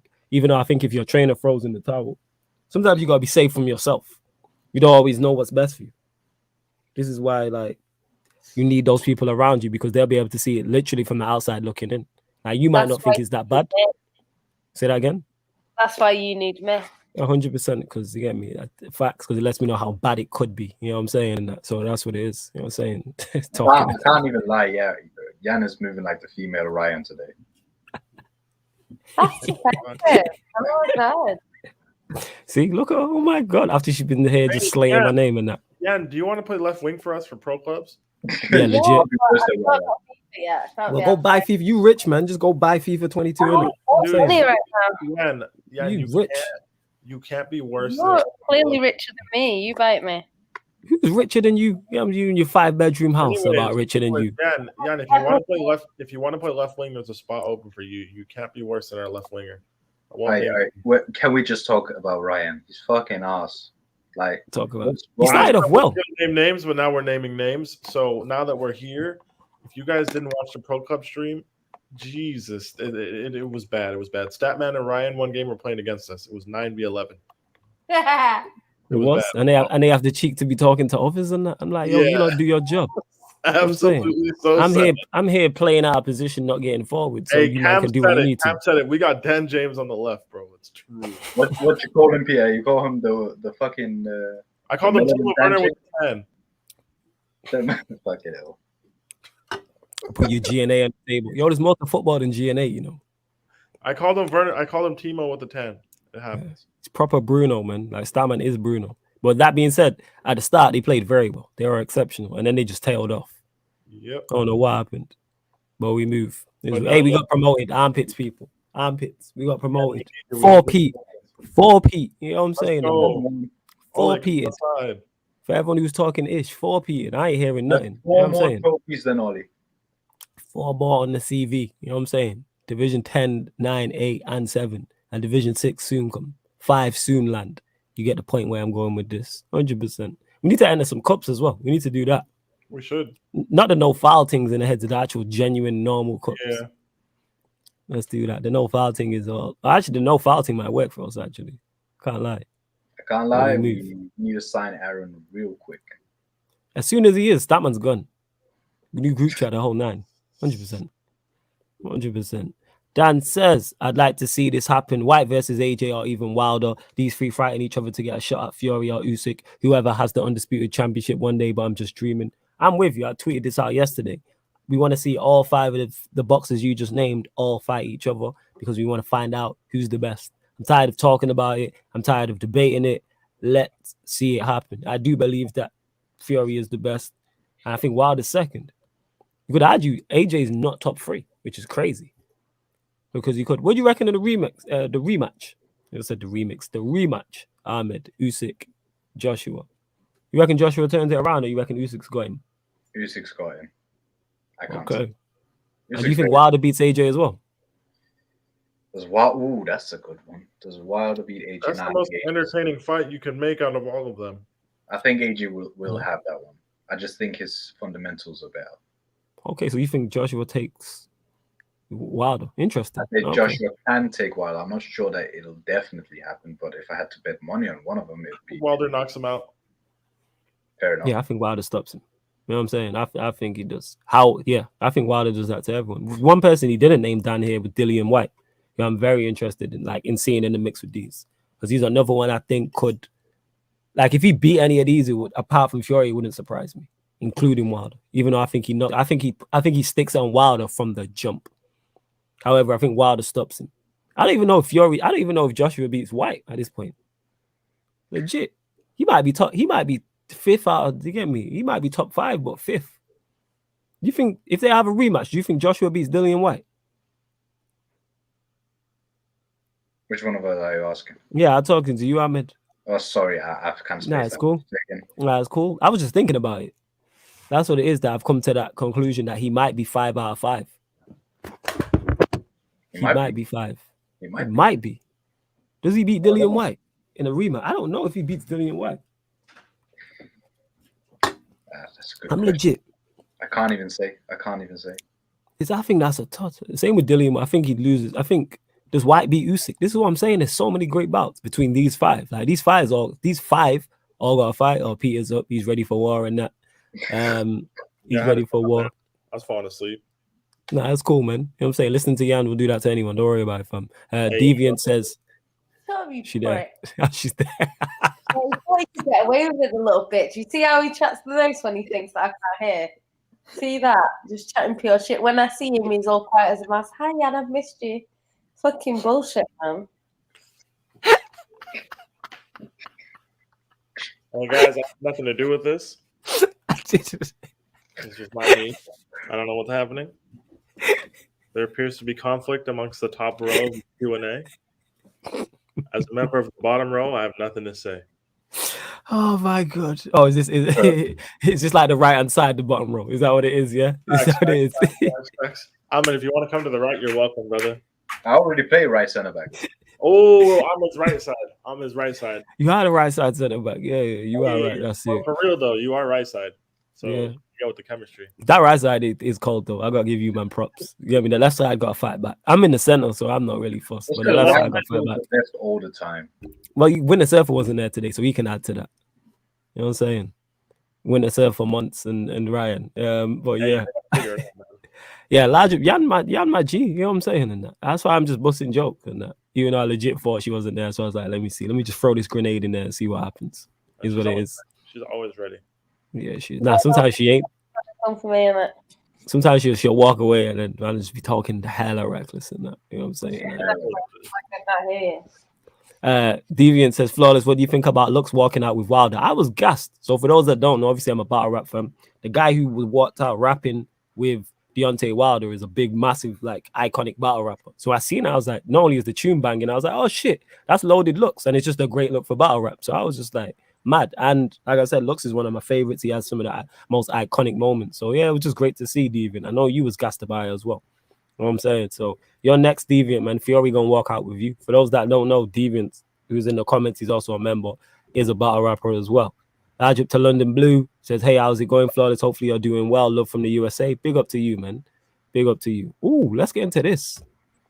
Here we go. Harris says, thoughts on the 19 Premier League clubs blocking Newcastle's takeover. Peter will go to you on this. Nah. I need Peter to go on this, and then we'll get the answer from you. But let's go on, Peter. Apparently, yeah. We'll get the answer in it. Man, just let him. Like, get over it. Like, I don't know. Stop being salty, everybody. Yan's probably going to go off on how... I know what Yan's going to go about, so Yan, go for it. I don't... Give us the answer. I don't want to say it's not a big deal. It is a big deal, but I'm not concerned. I'll put it that way. Before the answer, though. Oh, yeah, Ahmed, you go. And then I'm going to go, and then we'll give it the answer. The floor is yours. Yeah. For me, honestly, like, I like the idea of having another super team in the Prem because I like the entertainment value of it. I'm not old enough to give a damn about Newcastle in terms of a Newcastle Man United rivalry. I am. Yeah, that's the thing I know. And for me, genuinely, like, I'm thinking a lot differently about this than others because obviously, like, I'm an economics major, so I'm thinking this Saudi takeover can mean heavy investment in like in the city of Newcastle in terms of businesses, in terms of infrastructure, and it could really bring some real, positivity to that community. It could actually create jobs and decrease poverty, increase prosperity in general, and just look at it from like a human angle in terms of what it would mean for the Geordies. Like, I'm actually kind of happy that a takeover happened. The fact that the other 19 clubs are blocking it, I wouldn't expect anything else. They know that the Saudis are a powerhouse in terms of investment. So they think like me. Yeah, so they'd probably be like, yo, if Newcastle do this, they're going to be the new city, but they're going to be even better because they got more money. So it's one of them ones. So for me, like, I kind of agree with Peter. People need to get on with it because, like, it's one of them ones where, like, if I was the Geordies, how would I feel? And I'd be like, yeah, I'd want this to happen. So I agree with Peter. Just fucking get over it. Stop being salty.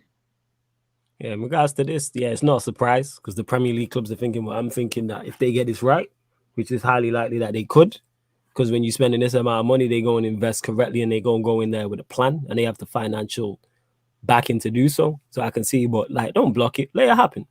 Like, don't do that. Well, all of a sudden they don't try and block others. Like, this is just from a sour, man. Sour grapes. Like, am I happy about it? No. But I understand from a sporting perspective, it's okay. They're not doing anything illegal.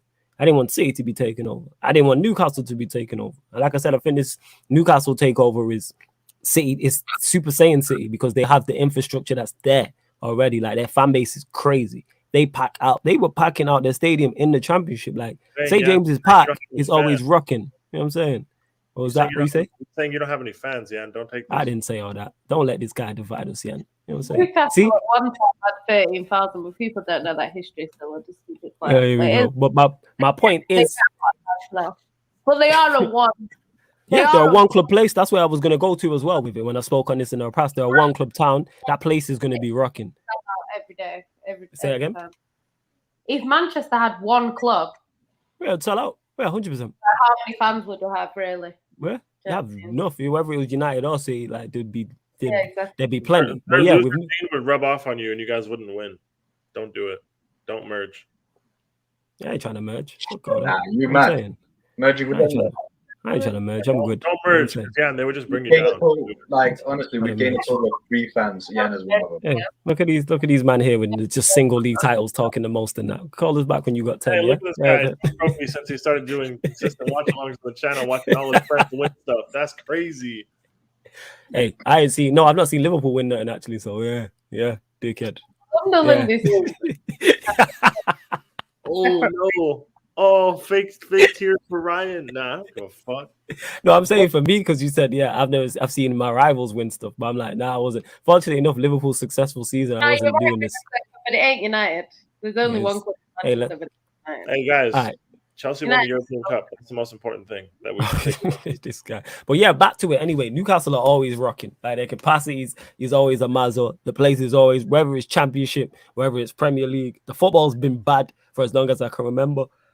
Like, pardon me, I don't know the last time they actually had a manager who was like attacking, offensive, and not pragmatic. Like, they've had Steve Bruce, they've had Rafa Benitez, and the fans are always complaining. So like, for them, like, I can say this is City 2.0. Like, this worries me much more than the City one did, and the City one concerned me a lot at the time. But this or Leeds is two of my worst fears in terms of being taken over.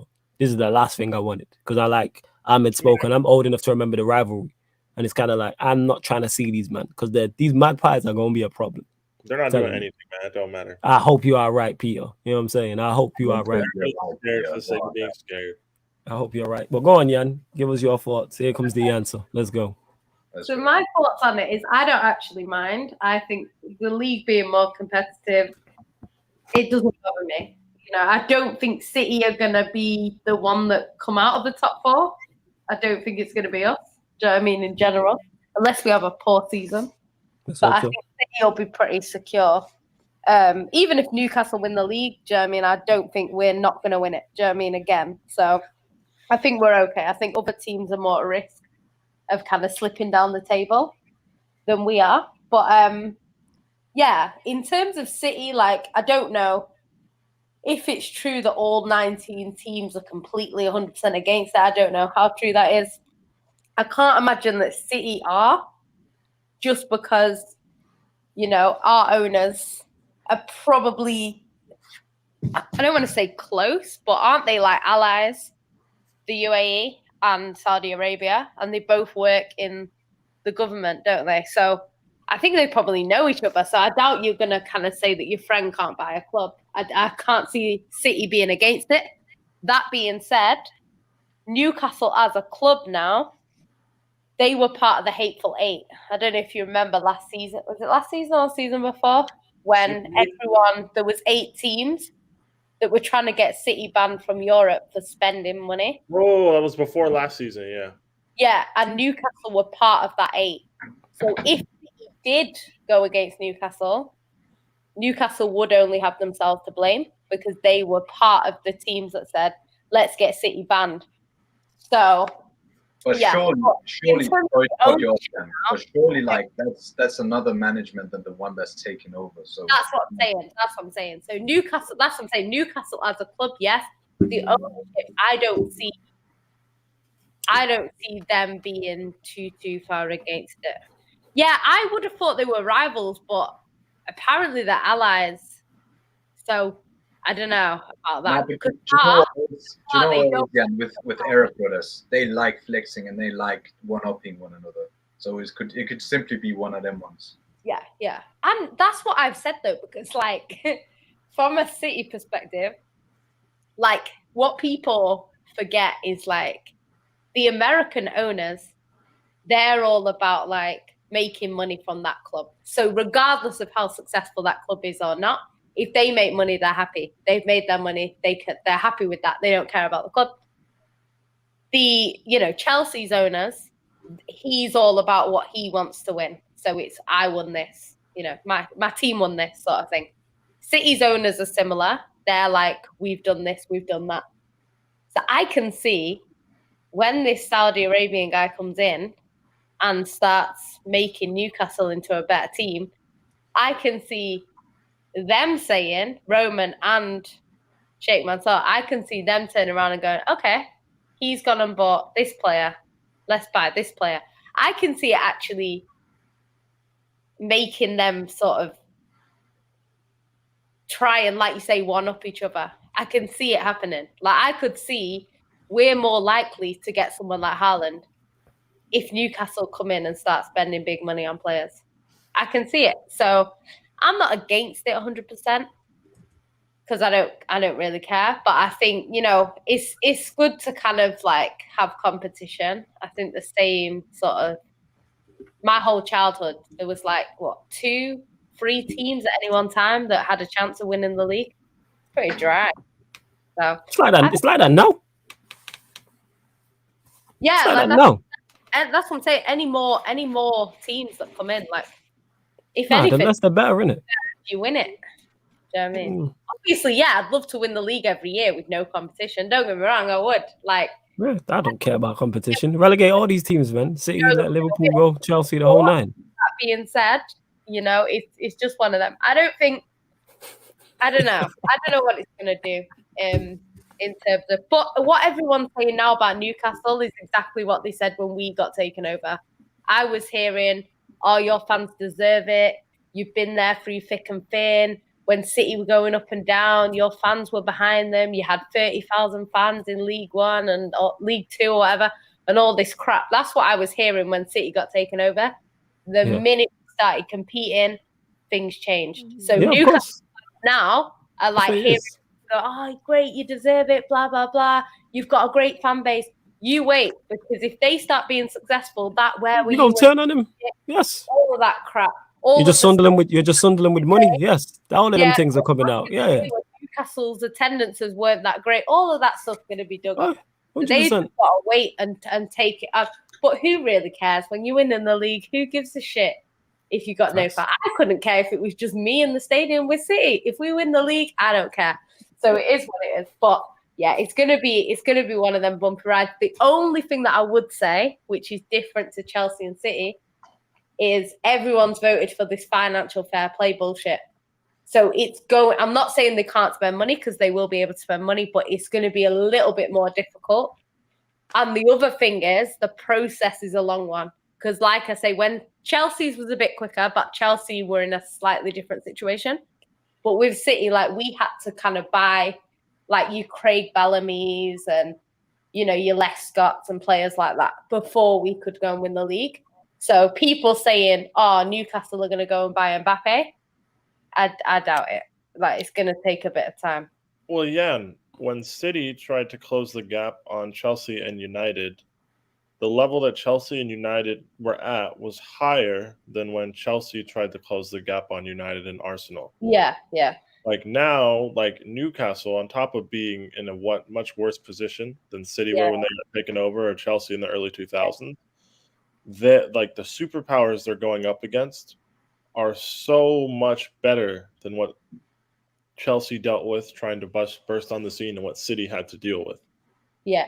It's kind of just like from that perspective, like everybody that's just willing to like curl up and just be afraid. Like I kind of understand that, but understand like they have a very long road to go, and they need to get a lot of decisions correct. Yeah. Before they can seriously start challenging. One bad decision now can send them down. They're already in Let's 19. hope so. I pray Newcastle goes down. It'd be great after a big takeover and they spend 400 million in the championship. Can I just make a point? Can I just make a point, right? Here we go. Yan about to be someone. Here we go. Nah, Let's go, Yan. Let's go. Right, Are we let me the people who are calling us small clubs? Because I'm I down. want to be 100% correct in what I'm saying, right? But this whole illusion that Newcastle are way bigger than City and Chelsea Myth. is a myth. This is what Newcastle have won. They've won 4 league titles, right? The latest one in 27. I looked this up already. Yeah. Here goes Yan shitting on Newcastle. Let's go. We love to see it. Guys, if you didn't know, there was the Roaring 20s, and then like that was before like the Great Depression, right? So like yeah, they won it in the they won it before the Great Depression. So like I understand, cool. They won an FA Cup in 54, 55. People take the piss out of Chelsea because that was their only league title prior to Roman Abramovich. They haven't won major silverware since then. They've got, I think it's 8 major trophies. Chelsea before Roman Abramovich. They've won the league 4 times, right? Which is good. 4 times is a good amount, Yan right? being hella condescending. You love to hear it. Let's go. Nah, it's true though. It's true. And they've won the FA Cup, like he says. They've won the FA Cup 1, 2, 3, 4, 5, 6 times. 3 of them were in the 50s, right? 4 times, which is good. That's nice. That's cute. You know what I'm saying? They've not won anything else. They've won the Intercities Fairs Cup in '69. Oh no! So, the thing is, this is what I'm saying. Before City got taken over, we had either the same or more trophies than Newcastle. So these people that kind of come out and say City had no history, Newcastle have a fantastic history. Have they been better in the league in the past? Yes, but when we're talking past, we're talking the 1920s. So it's not like it's recent history and stuff like that. That's all I want to say, because it's just Newcastle were in the championship when Chelsea won the Premier League most recently. There you go. Like, one thing about Newcastle is that people get misconstrued. Like I said, they're not. Are they a big club? No. What they have is a big following and a big ground, which is right. They have a big following and they have a big ground, and people get those misconstrued. Because you can have a history. Every team has a history. Crystal Palace have history. Just because Crystal Palace have never won a major trophy doesn't mean they have no history. You can't say they have. Calling Newcastle Crystal Palace. Let's go. You know what I'm saying? No. Newcastle have a history, but like I'm saying, they had a similar history to a lot of the clubs that people are saying have no history. The thing is with the fan base is Newcastle is a one city club. If Manchester, so there is only one Premier League team in Manchester, and that's Man City. But we share basically a city with Man United because they're on the edge, innit? So it's one of them. We're obviously our fans are going to be split. When City, back in the day, City and United used to play. When George Best played and Colin Bell, they were playing at the same time, by the way. When they were playing, you had fans that used to go 1 week to Old Trafford and the next week to Main Road. And they used to do that every week. They had hundreds of thousands of fans at that time. But then, obviously, when rivalry came in and people started separating and I support them and I support them, that's when the attendances went down because people decided that's not on. Yeah, I hear that. That's not on Newcastle though, because not every city place has a big following. Like Sunderland are the same. In a city, you're more likely to support the team in that city. 100%. Just that's the way English football fans work. Like there's a lot of people in London that will be like, "Oh yeah, support Man United." That's fine, but in general, that tends to happen. Like if you're born and bred in Newcastle, you can support Man United. But the likelihood is that you support Newcastle. That's just the way it is. You know, there might be. It's like Manchester. When I was in school, you were red or blue. There wasn't Tottenham Hotspur. No one supported Chelsea. None of that. The only people I know that support Chelsea are from Africa. And they were here as kids. That's the only people I know that support Chelsea. I don't know any Tottenham fans at all in Manchester. Don't know any Newcastle fans. There's a few Liverpool fans based on how close. One too friggin' many, innit? For people that don't know, Liverpool and Manchester is 45 minutes away, 30 if you're driving with me. So it ain't that far. So it's literally like my mum is a Liverpool fan because that's where she's from. So I could have been a Liverpool fan based on that. But in general, most people support either City or United. That's just the way it works. So I get what people are saying, but Newcastle have had their attendance problems in the past, like every club. So people that think they've had 50,000 week in, week out for their entire history. Yeah, that's wild. I don't think anyone is, because success.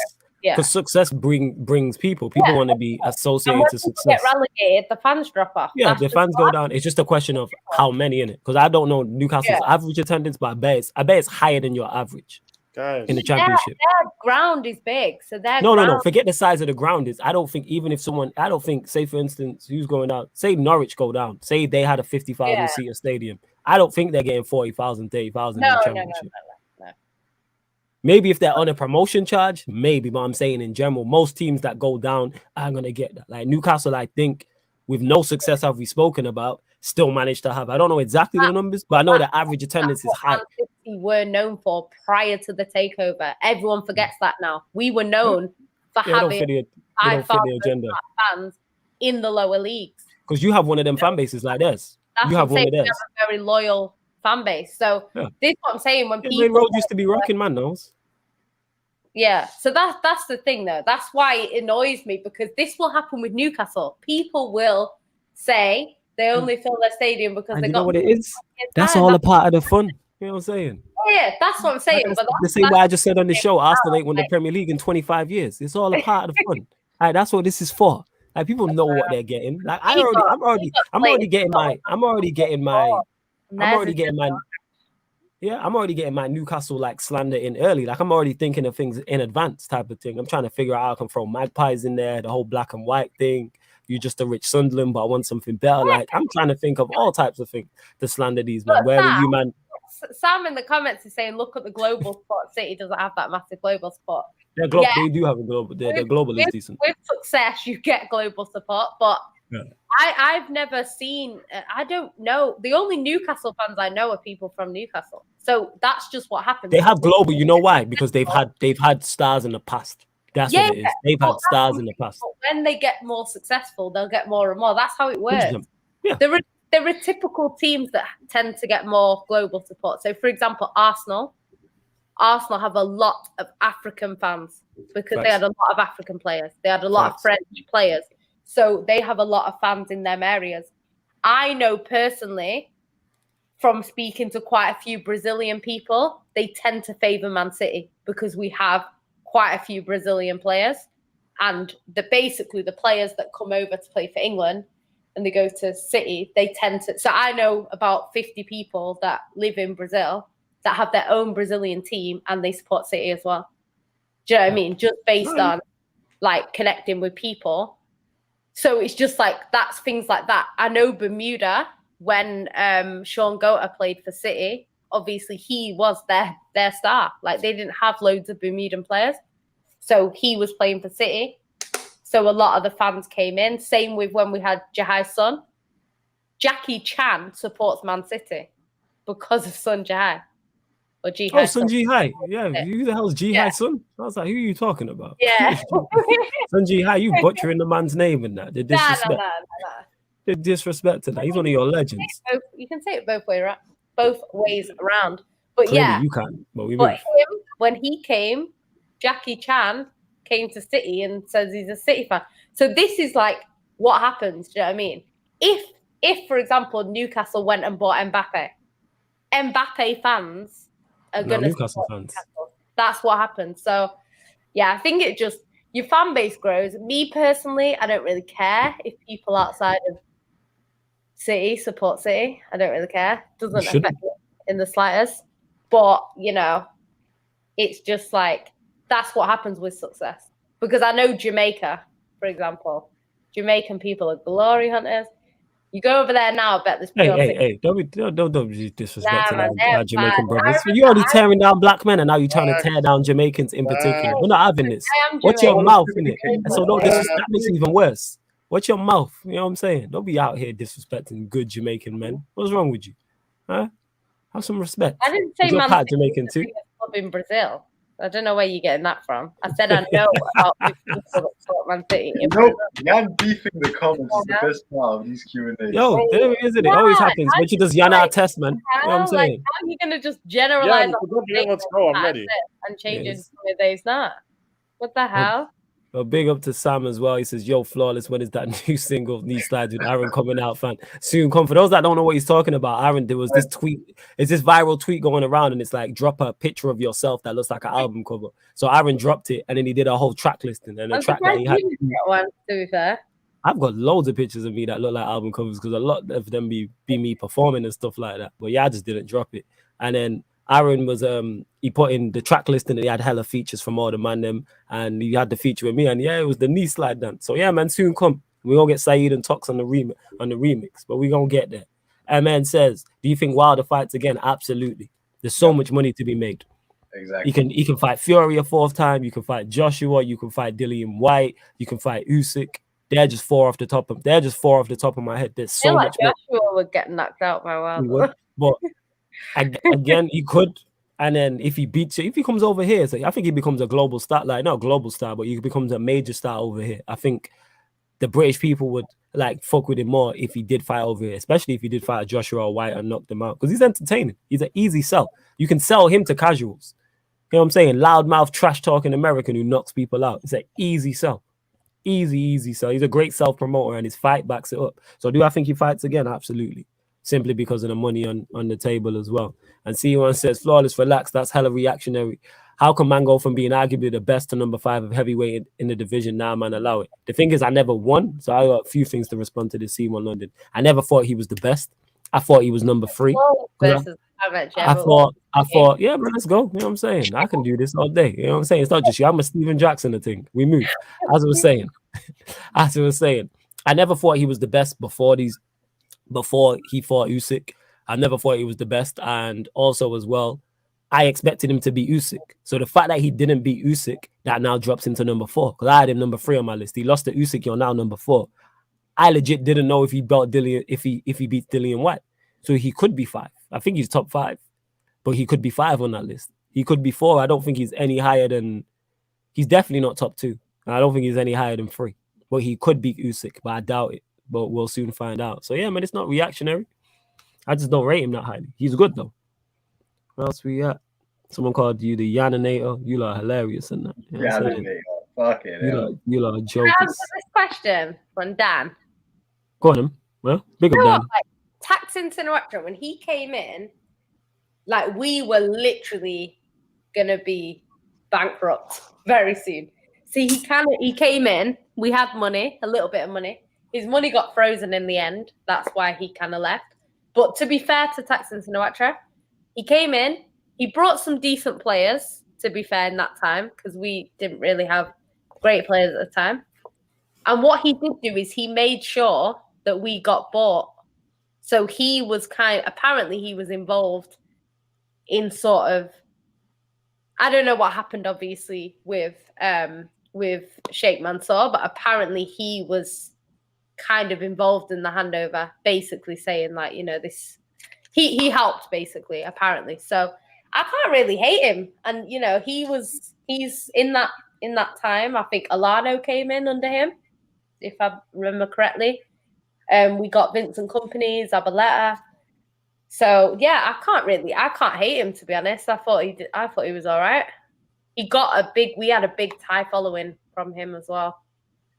But that's what I'm saying. Just anything can bring in, like the Saudi Arabian football fans, probably going to be more inclined to support Newcastle now, just based on the owners. So, yeah, I don't think he was a bad owner. The owner before him was absolutely dreadful. So, yeah, I think he wasn't a bad owner. I know he had his issues, and that's why his money, I think he was a bit fraudulent. His money got frozen. some dodgy stuff with his son. I can't even remember now off the top of my head. But there was some madness going on at the time. But yeah, I can't hate him. Yeah, geez, should have let you go bankrupt, but here we are. We move. Yeah, These Qatar days. have an issue with both the Arab Emirates and the Saudis. That's why PSG, City, not like PSG at all. But the owners of each of them clubs don't like each other. So PSG and City owners don't get on at all, apparently. Neither have European Cups either. Less of that, Peter. Less of that. Well, I said that, Peter. I had to put it out there. I mean, is the man lying? That's the I've real been quiet for too long. I just had to put it out there. Put your silver medals on the table. We need to take it to Champions League. We have a European Cup, it's just not the Champions League. That's good. That's more than Arsenal. And Spurs. I respect that. Yeah. I was just gonna say, because we kind of have gotten away from the Newcastle point. Let's get to it. I told you the answer took us away from it. Go on. This whole like Newcastle or a sleeping giant, all this stuff. The European Cup has been going on since like the early 60s. Newcastle have competed in that competition twice. They've only made the group stage once. Like, we need to stop acting like Newcastle are some consistently excellent team that's just collided with bad ownership, right? It's a waste of potential under Mike Ashley. I hear that, but the sleeping giant narrative is cool. But like, are they really a giant? No. In terms of what they could be, yes. There's a lot. So if that's what it is, cool. But then that's why I put Leeds in that category as well. So then every time any club is bought with any pedigree at all, we need to keep the same energy. Yeah, because there's more clubs who are that I would put in that category of being sleeping giants. Leeds being another one. I did say Leeds. Say the Saudis came in for Everton. I would hear that sleeping giant. I think their takeover was one of them as well. I think that's when you're looking at clubs to buy. I think Everton are in that mix as well. So I'd put Everton in there as well. Definitely qualify as a sleeping giant. Yeah, I don't disagree with you. I think there's not just one. 100%. There's not just one. Do we have Arsenal fans in the comments counting the Cup Winners' Cup? Dope. Big up Noah. Do great. Enjoy playing. What? You know what it is though? Like, because this is the thing, because with football, what makes football so good is it is unpredictable. Like, when City got taken over, a lot of people were saying, so I'm not bothered. They ain't going to win anything. You know, Fergie was saying, never in my lifetime. You know, apparently he died in 2012. That's the sleeping giants too. He says a lot of things we ain't putting on Fergie. Let's not do that. He says a lot of shit. Let's not do that. No. Don't talk it. You better leave off the goat and that. You know what I'm saying? But go on, carry on. That's the sort of attitude that people have because they thought City ain't going to do nothing. So, but it's every club is kind of different because we've seen Everton recently invest quite a bit of money and they've not yet done what we expected from Everton. I'm not saying we win the league. Sorry to cut you off. I think their season was supposed to be this season, but a spanner got thrown in the works with what happened, which can happen. With Ancelotti moving, I was very much looking forward to seeing how that project finished. I feel like the story got cut short. Rafa Benitez is a great appointment for them. However, what Ancelotti was building there before James, who's now left, if James Rodriguez is still in the mix as well, who would have known what Ancelotti was going to add? Obviously, there was talks, there was links with the likes of Koulibaly. Who knows who he would have went and got? He was the perfect guy for that story in terms of entertainment. And I feel like we've just been robbed of it. Obviously, Ancelotti doing this, he went to Real Madrid. Understand? My point is that I thought that this was the season for them to, and they've done well under Rafa Benitez so far, and I expect them to as well. Yeah. And it's going to be interesting, but the story's been pushed back a couple of years. But we'll see, because Rafa might not be there too long. But go on, carry on saying what you're saying. No, it's just saying, like, it's just football is unpredictable, isn't it? Like, Newcastle could go and do a Chelsea and within 2 years sign some great players and go and win the league. But it could be that they sign some good players, but like Peter says, they get a few things wrong and it just doesn't go the way they hoped. And it takes a lot longer. We just don't know. Like, it's it's interesting. Football's always interesting, and I think at the moment we have quite a lot of strong teams. So it's like City. I don't see City going anywhere anytime soon. I don't mean that we will win the league every year, because we won't. But even if Newcastle did get out there and start competing, I don't see City like finishing 8th. Do you know what I mean? I don't. I see us like, if we don't win it, still top 3. Same with Chelsea. I don't see United with the team that they have and the players that they buy. Obviously, Ollie's going to get sacked by Ronaldo soon. So it's like, I don't see Man United dropping down either. So I think it's going to be, even if they get up there, it's still going to be a tough fight to win the league. Do you know what I mean? So it'll be interesting. So I don't know. I'm not against it. Obviously, it's I wouldn't want us to like lose the league to Newcastle or anything like that. But if I had a choice between Newcastle or Man United, I'm picking Newcastle all day. So yeah, it's just one of them things. Yeah, we'll soon find out. Like I said, it's going to be very interesting. But I like to see them get relegated, absolutely. Just for what Peter says, pure chaos. Just the chaos of it would be fantastic. It'd be so fun.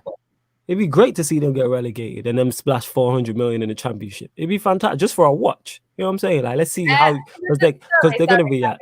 Sorry, I have to cut you. Nahum, get the fuck out of here. Get the fuck out of here. Ain't no one wanting to be Man United ever, never, not in my lifetime. I'd rather commit suicide. Jesus Christ. Let's go. Let's go. Jesus Christ. I get a point. It was like, Jesus Christ. Those different analogies to use. It's the thing, like, people, you guys in the comments trying to rile people up, cool. Like, you got your 4 seconds. That's great. You support United. You have to wake up tomorrow and you support a club that's managed by Ole Gunnar Solskjaer. So, like, that's great. Like, that's your current reality. If you live through all the Sir Alex Ferguson times, that's great. It's cool. Like, you had your time. But, like, it's just like history is history. Like, the only people who look into the past understand deep down they have no future. So, like we can wake up and be like, oh, yeah, we're going to challenge your stuff. We're going to do amazing stuff. You can wake up and be like, oh, we used to be amazing. No one gives a fuck anymore, man. Like, no one cares that much. Like, you can talk about it on Twitter. You can score your points. Like, round of applause. That's great. Like, you're Man United. Whatever that means to you, that's great. But, like, you guys aren't where you used to be. Like, it's not the same. I understand. Asking me who discovered football in 2004, how old are you? Because if you're 20 years old, I'm not hearing it. Your memory wouldn't stretch back beyond, like, 2005 anyways. And Don Dada, let me know what's going on with Wayne. Sorry to cut you off, Peter. I'm unsure. And, well, you gotta go subscribe to his channel. Go like and subscribe to his channel as well, people. I haven't. Make sure you do that. I haven't seen the video. Sorry to cut you all off. Cool. Just to address what Peter said. That's why them Ollie Inman hate people like me and Flawless, because we're realistic. We're not in the past. We're not on no nostalgia sentiment shit. We're like, yo, this guy's ruining our club, and we're not winning anything. And we can't just say, oh, it went like this in the past with Fergie, so now we're gonna think it's gonna go this way with Ollie and this, that, and the other. Like, the more you just stay in the past, the more you're never gonna move forward. So it's one of them ones where I agree, 100%, and that's why the Ollie, especially when them Ollie and man come in after we win one game against fucking West Ham and start chatting shit in the comments. I remember that. Them man actually, them man. Ramiest man of all time, by the way. Them man jumped in the chat and tried to talk the most, and then we haven't seen him since because we haven't won since. No, it's Exactly. No, it's that. Actually, now we beat Villarreal, actually, but he didn't jump in. It's like, guys, if you're like middle age, or like if you have kids and you want to chat to me about Chelsea being born in 2004, which is a lie because Chelsea finished in the European places for the 7 years prior to Roman and won 5 trophies in that time period. But cool, like if we want to lie, we can lie. But if you weren't around to see that time, don't tell me about that time. Like, I'm not hearing, oh, you were born in 2004 from people who are 22. Like, shut up. Like, you don't remember what it was like before 2004 anyways. Like, I have this conversation with Arsenal fans and United fans all the time. Like, oh, you were born in 04. Oh, really? You're 20 years old. All you've known is Arsenal's failure. your first memory is probably losing a Champions League final. It's been downhill ever since. Like, cool. It's just like don't do this. If you're an old head, cool. I'll take it from you. I'll listen. But if you're not, don't talk to me like you're an old head if you're 20, because you started supporting your club probably because they were successful. Like, that's how football works. That's how finding a club works. Unless you're born in the UK. I'm talking to like international fans. If you're born in the UK, you could be like Yan, born into a City family, which when she was born, that probably sucked. Yeah, definitely sucked. Really have a choice, you know? Yeah. Like, you know what's mad? Like, as a kid, like, it just didn't like. Because you didn't know no better, that's why. Nah, do you know what it was? It's for me, like, it wasn't about like, oh, I've got more trophies than you. Like, I didn't care. Like, I had, like I've said before, like, my mum's is obviously Scouse, right? It's like I could have easily, as a kid, been like, I support Liverpool. Yeah. You know, I think at the time they won 4 European Cups. I could have been like, put your 4 European Cups on the table and all this crap. I love that phrase. That, just in general, that is great. Put your cups, your medals on it. It's just great, yo. It really does. It really does slap. I just want to put this out there. My childhood was fantastic as a United fan. It was brilliant. That's what I'm saying. Like, it's mad. It was brilliant. Literally, like, great. I could have been like a Liverpool fan, knowing, because back then, bear in mind, this is like, I grew up in like, I was at school in the 90s. So it's like even United didn't have nowhere near as many league titles as Liverpool either. That's facts. We was on our way there. You know what I'm saying? We was on knock them off that perch. I could have literally been a Liverpool fan and been the era of English football. I didn't care. Like, I picked Man City. Couldn't care less. Man City to Liverpool. I don't care. So I don't know. I don't care. Take me back. I don't care. I always want to go back to the flat back. To be fair, he wants to go back to being flat track bully to a weak league. That's what he wants. I don't care, yo. I want trophies. I want armpits. I don't care in it. His only competition is Wenger. When the real gangsters showed up, his team shrunk, and he knows it. Yeah, it was nice because our GOAT was to get me. Our GOAT decided to leave, but it is what it is. He had a great run. I can't complain. I can't get mad at a man that gave me 26 great years. You know what I'm saying? Yeah, he gave me my childhood, primary school, high school. I was talking the most shit. Free Pete and a winning child. Are you mad? I was talking to everybody. Bad for you at all. You wouldn't anyway.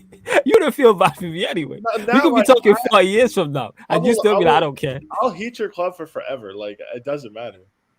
Yeah, go on, yeah. What do you want to ask Peter? Just let me know he has no compassion, and you wonder I have no feelings. We move. Were you one of them guys with the banner up saying Fergie out in 1980? What was it? 87? You will know. You was in the ground. I wasn't born yet. You know what I'm saying? You was in the ground. I heard you were in the ground in 87. What was it like? We had this Fergie out poster. Hey, Flawless, were they still booing the black players when we missed? Yeah, probably. They're still saying Pogba's a virus. You know what I'm saying? In that. Souness was blaming Pogba in it. To be fair, in 1987, you might not have been allowed in as a black man, to be fair. Yeah, Souness was no, because I've got uncles in my pops. You couldn't get in as a black guy. Nah, like I said, my pops and uncles went games in that. You know what I'm saying? My dad used to go to United when he was like young, because they used to go to both in it. And like there was a time where it was like you didn't go there if you were black. You can kind of get a little. My cousin, because he's like, you stayed United, but you couldn't even bloody go. You were a kid, like you weren't allowed in. I went on this tangent for like the fans who are around my age, because it applies to all of you. Like, if you think about it, if you're 25, or like I'm 25 years old, my vivid memory only stretches back to like 9/11 and like beyond, like my vivid like life memory, right? So I've got about like 20 years. You start getting into sports when you're 6 or 7, 8 years old, right? That's typically when people start really getting into sports. You take an interest, unless you have like a familial tie to it, where you're born into something, you're born into it as like a tradition. You take an interest to things that are either like interesting or successful. So like this is like the fake moral righteousness that comes from people my age who happen to support United, who, let me check, in 2000, 2001, won the Premier League. Like, it's just very funny to me. Like, I don't know. I just don't like. That's why I just really don't hear it. Like, I don't care, you guys. Like, I just don't understand it. I don't understand it at all. Like, it doesn't make sense. You know how I can understand. You know how I can understand it, Peter, because it's just people hating. That's what it is, which is cool. I'm a hater. I'll tell you this for free, but I'll let you know that I'm coming from a biased standpoint and I'm a hater. I'll let you know. There's nothing wrong with that. If you guys want to be salty, just say, hey, I'm just being salty. Yeah, like I'll just say, I even being salty. I'll tell you playing up. Yes, I don't want my rivals to do well. Telling me I can't talk about United. That's right. I wouldn't talk about teams who haven't won trophies in 4 years. I should focus on like teams above us or teams like at our level. I shouldn't look down. Hey, relax, man. My point is, Peter, back to it. But back to Chelsea. Like I'm not, because the United Chelsea thing has never been there. We had it for a few years, but it's never been there. I don't mind Chelsea too tough. It's more for me, City, Liverpool, Arsenal. That's what that is. Throw Newcastle in the mix as well, and Leeds. I don't really hate you. You know what I'm saying? I don't really hate you, look. You guys ruined my I get it.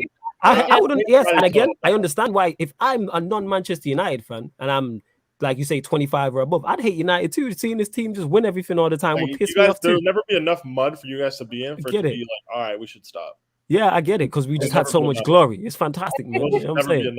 There'll just never be that. You guys could legit go 7th tier. I'd be like, make it 8th tier. I get that. You know what I'm saying? The thing is, because we had so much glory and there's just never dominance again, I'm just like, yo, I will take that. Like, if I would have known this was coming, but all the success we had, and it's like, all right, would you trade this for 2-3 years? I'm like, absolutely not.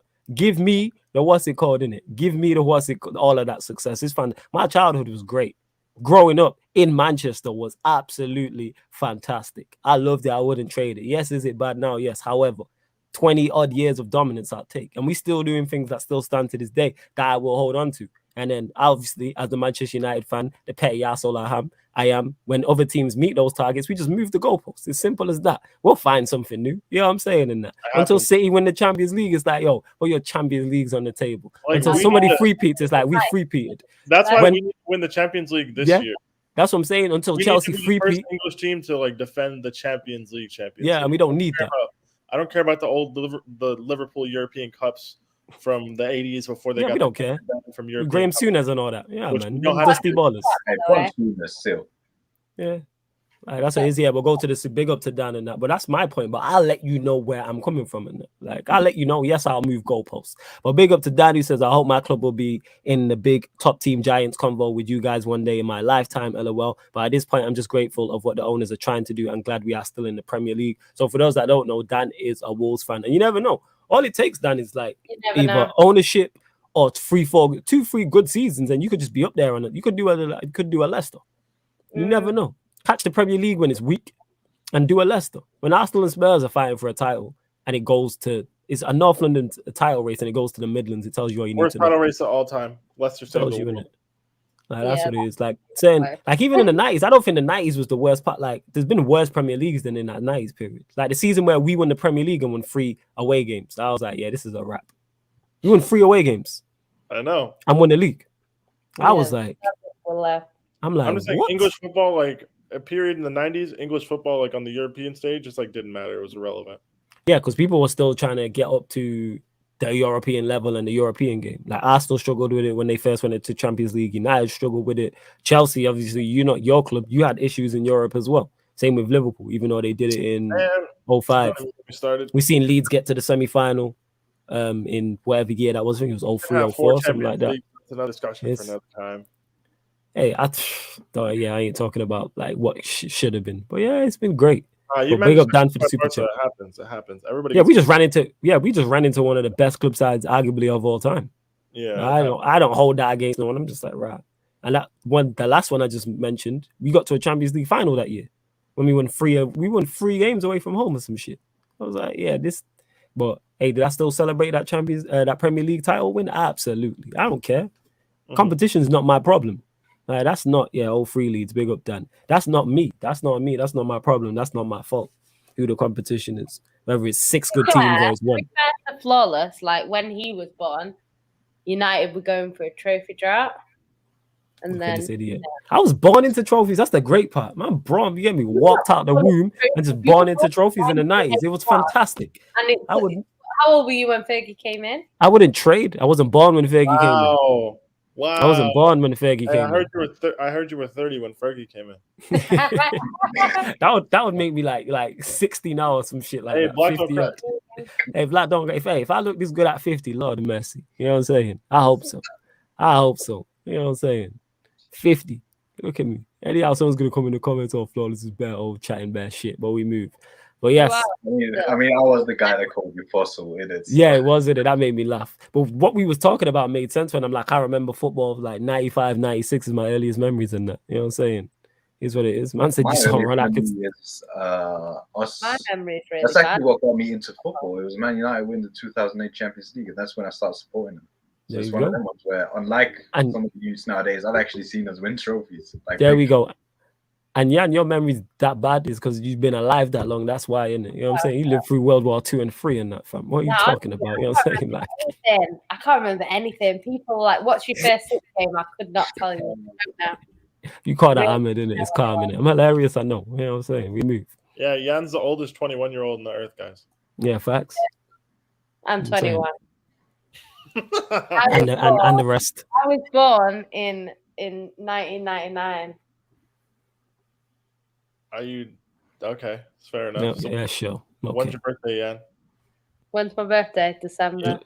Oh, okay, there. At least you got her. Wait. It's really not December, people. If you I believe know that, it's you'll believe not, but at anything. least you got her lie straight for the purpose. Yeah, she did, innit? Give her, but love to all. Wait, Go 2 on. seconds. Being born in 1999 would make you 22, no?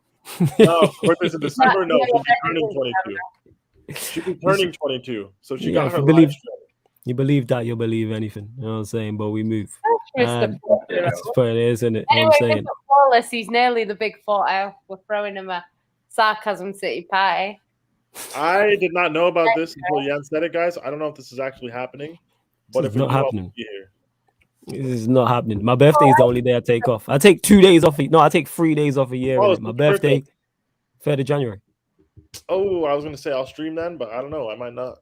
No, because I take 3 days off from streaming, innit? My I'll do birthday. a 24-hour stream for your Christmas, and birthday. that's it. That's right. It's not flawless. Yeah, I'm not gonna be here. I'm taking my birthday off. 100%. I think it's a Monday. What if we're trying to run pro clubs? You have to just run it without me and that. How are we gonna hook it up though? It's hooked up to your PlayStation. Yeah, I'll give the login to. I don't even trust any of you with the login. Fuck. I need to. Wait, no. 3rd of January is a Monday. We won't be playing on the 3rd. I just checked. 3rd of January is a Monday. There we go. I just checked on the calendar. So there you go. All right, guys. No pro club stream for. That being Flawless. said, Sunday, I might be streaming because it goes into Monday night, innit? So I might be streaming on my birthday, early hours of the morning. I'll be And here. And it's probably an NBA game. Maybe. I don't know. I have a question. Say again? What you say? I have a question for you, Flawless. Talk to me. What are we gonna do? Courtside commentary. When are we gonna do it? Because we got to do it before club football comes back. This week coming up. I'll talk to you Yeah. off air and we'll do it. I'll talk to you off air and we'll get it patterned and get that boxed. Because I'm gonna do the schedule anyway after this. Because Well, we are love to- going to do a preview. We do need to do one. Yeah. You man can run that. That's I have calm. people Literally, just we're adding patterned me up. randomly on Twitter. Like, when is courtside commentary coming back? And like, I don't know. The masses. You should have said. You should have dropped it in the group, and you man can run that. We can run a couple if needs be. It's on you, man. Because my basketball knowledge ain't good enough. That's why I'm not on there. But I can run on the watch alongs. So that's on you, man. 100%. Because we gonna be doing a lot of streaming and that. We were saying this. Me and when the surfer was saying this. The amount of games that are coming up. We are gonna be sick of the sight of each other. You know what I'm saying? And I know what it's like being sick of the sight of people when you work with them, because that's how I feel about Jan and shit, even on the screen. But we move. My point is, I'm looking forward to it. It should be good. Ever get enough of me, never. Hold my I like JD. working with you sometimes. Sometimes. I like working with you sometimes. What did you say? Oh man. I said I like working with you sometimes. But big up to Malcolm. You said just turned 18 today, boys. Feels good not to have United stress me. Happy birthday, man. I hope you enjoyed your day, man. You know what I'm saying? Enjoy your day. Yeah, that's right. Don't let Ole bring you down. Yeah, man. Don't do that, because I'm not letting him bring me down. Thankfully, United don't play on my birthday either, which is great, because it's around FA Cup. You guys win next week. It is a bit peak young United fans that were born into success and it just declined rapidly when they I'm were happy born. that happened to those people. I'm happy. Like, I know. The thing is, you take the you know what it is though. You just take the reason why I take it, because I've still like that was just the most enjoyable time, and I had to defend my club more. Now I'm just like, all right, cool, whatever. But those times you actually had to add something to back it up. You're in school, there's nowhere to go. I do think it's hard because, like, a lot of Arsenal fans, like, that are sort of your age, Yeah. like, But they've been peak. brought up in success. Let's kill this myth about Arsenal's successful period. It wasn't even that successful. Them man won three Premier Leagues. Let's go. All right, guys. Before we get onto that, hold that thought. Because for members, obviously as part of the membership, you do get shout outs at the start of certain shows. So we're just gonna do the shout outs during certain shows. Sorry. So let me large up all the members and we're gonna get into this Arsenal slander. What the hell? I'm not Say getting again? into Arsenal slander. I was just gonna make one point and then let me kind of read out. Can I just read out the Can I shout out all the members? All right, go on. I know your memory's old, so you're forgetting it. I was just gonna say it's a bit peak to kind of support a team and they're doing well, and as you get older, they just decline. Like with City, with me, it's the opposite. So I supported City through the bad times, and now the good times have come. It's great. Do you know what I mean? And even if we went trophyless, never going to be the worst season I've seen from City. So it's like nothing that happens negative can really bother you that much, but everything positive is a plus. Whereas Arsenal fans, they've gone from having success, great players, great football, great manager, to like struggling in the mid-table, isn't it? It's a bit mid-table side. Love to see it. Well, big up all of the members of the channel. So large up the Progressions Project, Abdallah, Easy92, 44, MN, Timo, Don KJB, Time to Shine, Dan Levitt, Wayne, Junior Swag King, Nippin, Johan, Eddie M, give it to Mikey, Slens, NB, Sasha, Davey Fisher, Nelly, Scott Page, 40 Fantasy, Deviant, J Socials, Neville B, S Feetly TV, Winter Surfer, and of course, two of my co-hosts who can't be here on the Q&A, Eleanor and Ryan, and of course, Yan City as well. If you want to join the membership, link is underneath in the description, people. Like, boom, let's get into it. This Arsenal thing. Their successful period wasn't even that successful. Yeah. No back-to-back Premier Leagues, 2 doubles. You know what I'm saying? And that 2 doubles, no back-to-back Premier Leagues, no Champions League. Like, yeah, it was great for a 3-4 year period. You won in 98 and 04. And did they win another league title somewhere in there as well? 02. They won it the year I was born. Yeah, we ain't talking about talking Premier League. Yeah, and we're not expanding the Arsenal success period from Anfield 89 to the Invincibles. We're talking from the Premier League. That long. That's too much. We're talking from 98 up until we're talking like people make it seem like Wenger and Fergie went to battle every day for a decade. Truthfully, Fergie whooped Wenger's ass 8 times out of 10. Yep. And Arsenal got a few titles in there. That's great. 3. Yeah. There's they got 3, so respect to them, right? They had a double in 01-02. Just saying, Sarcasm City TV FC, we got 4, but just we've already outdone them. But like, the thing is, Arsenal fans will do this. They'll rewrite history to make it seem like Arsenal were this elite level force domestically and abroad. That's not true. There was no European pedigree there. They lost the UEFA Cup on PKs. They lost the Champions League final. Cool, but there's like the legacy and the legend of Arsenal Football Club is much bigger inside the UK than it is outside of it. I promise you. Like, you need to have the European success on there, and you need to have consistent like domestic success. Like Chelsea repeated, Wenger never did. City repeated under Pep, Wenger never did. Sir Alex, we don't have to talk about it, but we know what he did. Like so much, man. You know what I'm saying? What he did still. I was in your memory's bad. Yeah, he's bad memory in it. If you can't defend a title, I just don't. It's great that you won it, awesome, but like, you're not going to have staying power and legacy generations after if you've never even been able to defend a league title, in my opinion. Like, I just really don't see it. They had their years. The moment Chelsea came in with Roman, Arsenal as a club just kind of died. And now, almost 20 years after Roman came in, they're going to lose their city. They're on the verge of being taken over in terms of major trophies. We've got 2 European Cups. We should probably have more, but it is what it is. Henry went through on goal against Barca at 1-0 up, missed. The rest is history. Like, their club died starting that day. But it is what it is, man. But Arsenal fans will tell you they've been the best for forever, and they were some European giant, and everything was great, and then Chelsea somehow ruined everything. But, like, whatever. I hear that. It's just that they play great stuff. That's Jan's brain just going off there, and the old ass brain, but we move.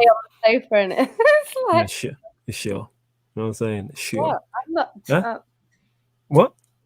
You're not gonna believe me anyway. So. Yeah, the facts. Yeah, you Yeah, can to keep be that honest, to what yourself. were you talking about? Huh? What were you talking about? What? Just in general, he's asking you. He has no clue. Yeah, like you're saying, no. I don't know what we're talking Stay on about. the poster, isn't it? It's 11. Okay. He's laughing at me. Are you all right over there?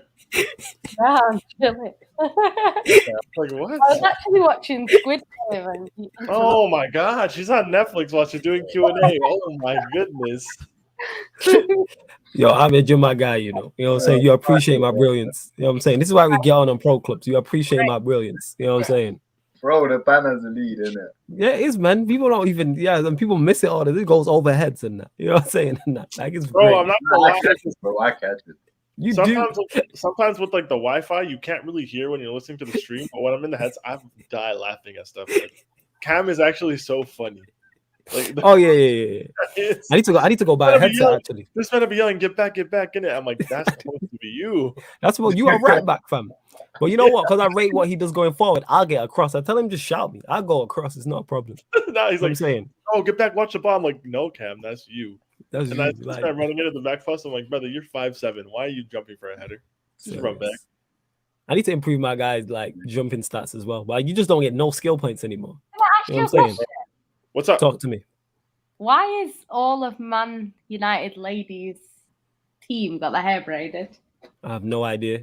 The all of them have their hair braided. No idea. It might be a tribute to someone. I don't know. Right. I'm guessing. They might have won a bet. Might have lost a bet. I don't know. Do you know what the thing is? Just back look at Cam bossing up. Look at Cam. Cam is so funny. Cam plays secondary right wing. Yeah, man. Cam my right back though. You get me? You know why? Because he gets results. Him and Talks are in the box. I'm like, all right, I'm gonna hold it down, and then I'm gonna go, Peter, I need you in the middle. I'm like, I don't think you understand how this works, brother. Like, that's why the thing is, have you noticed? That's why I don't ever get your case.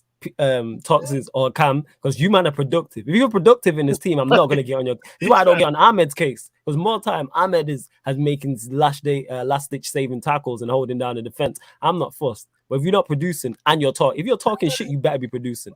If you're just being bad, just show up.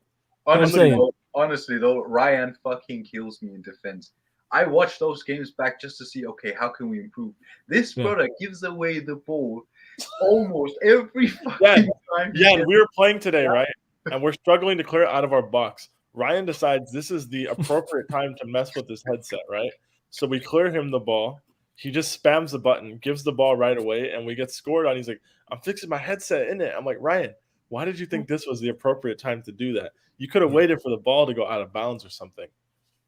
Or you could have said, hey, I'm fixing my headset. Don't fix it. Because you don't talk anyway. You all this thing, you're like, oh, you would have told me talk. You might not communicate anyway. You might have hella quiet. Oh my God. I say all the time, I'm like, talk more.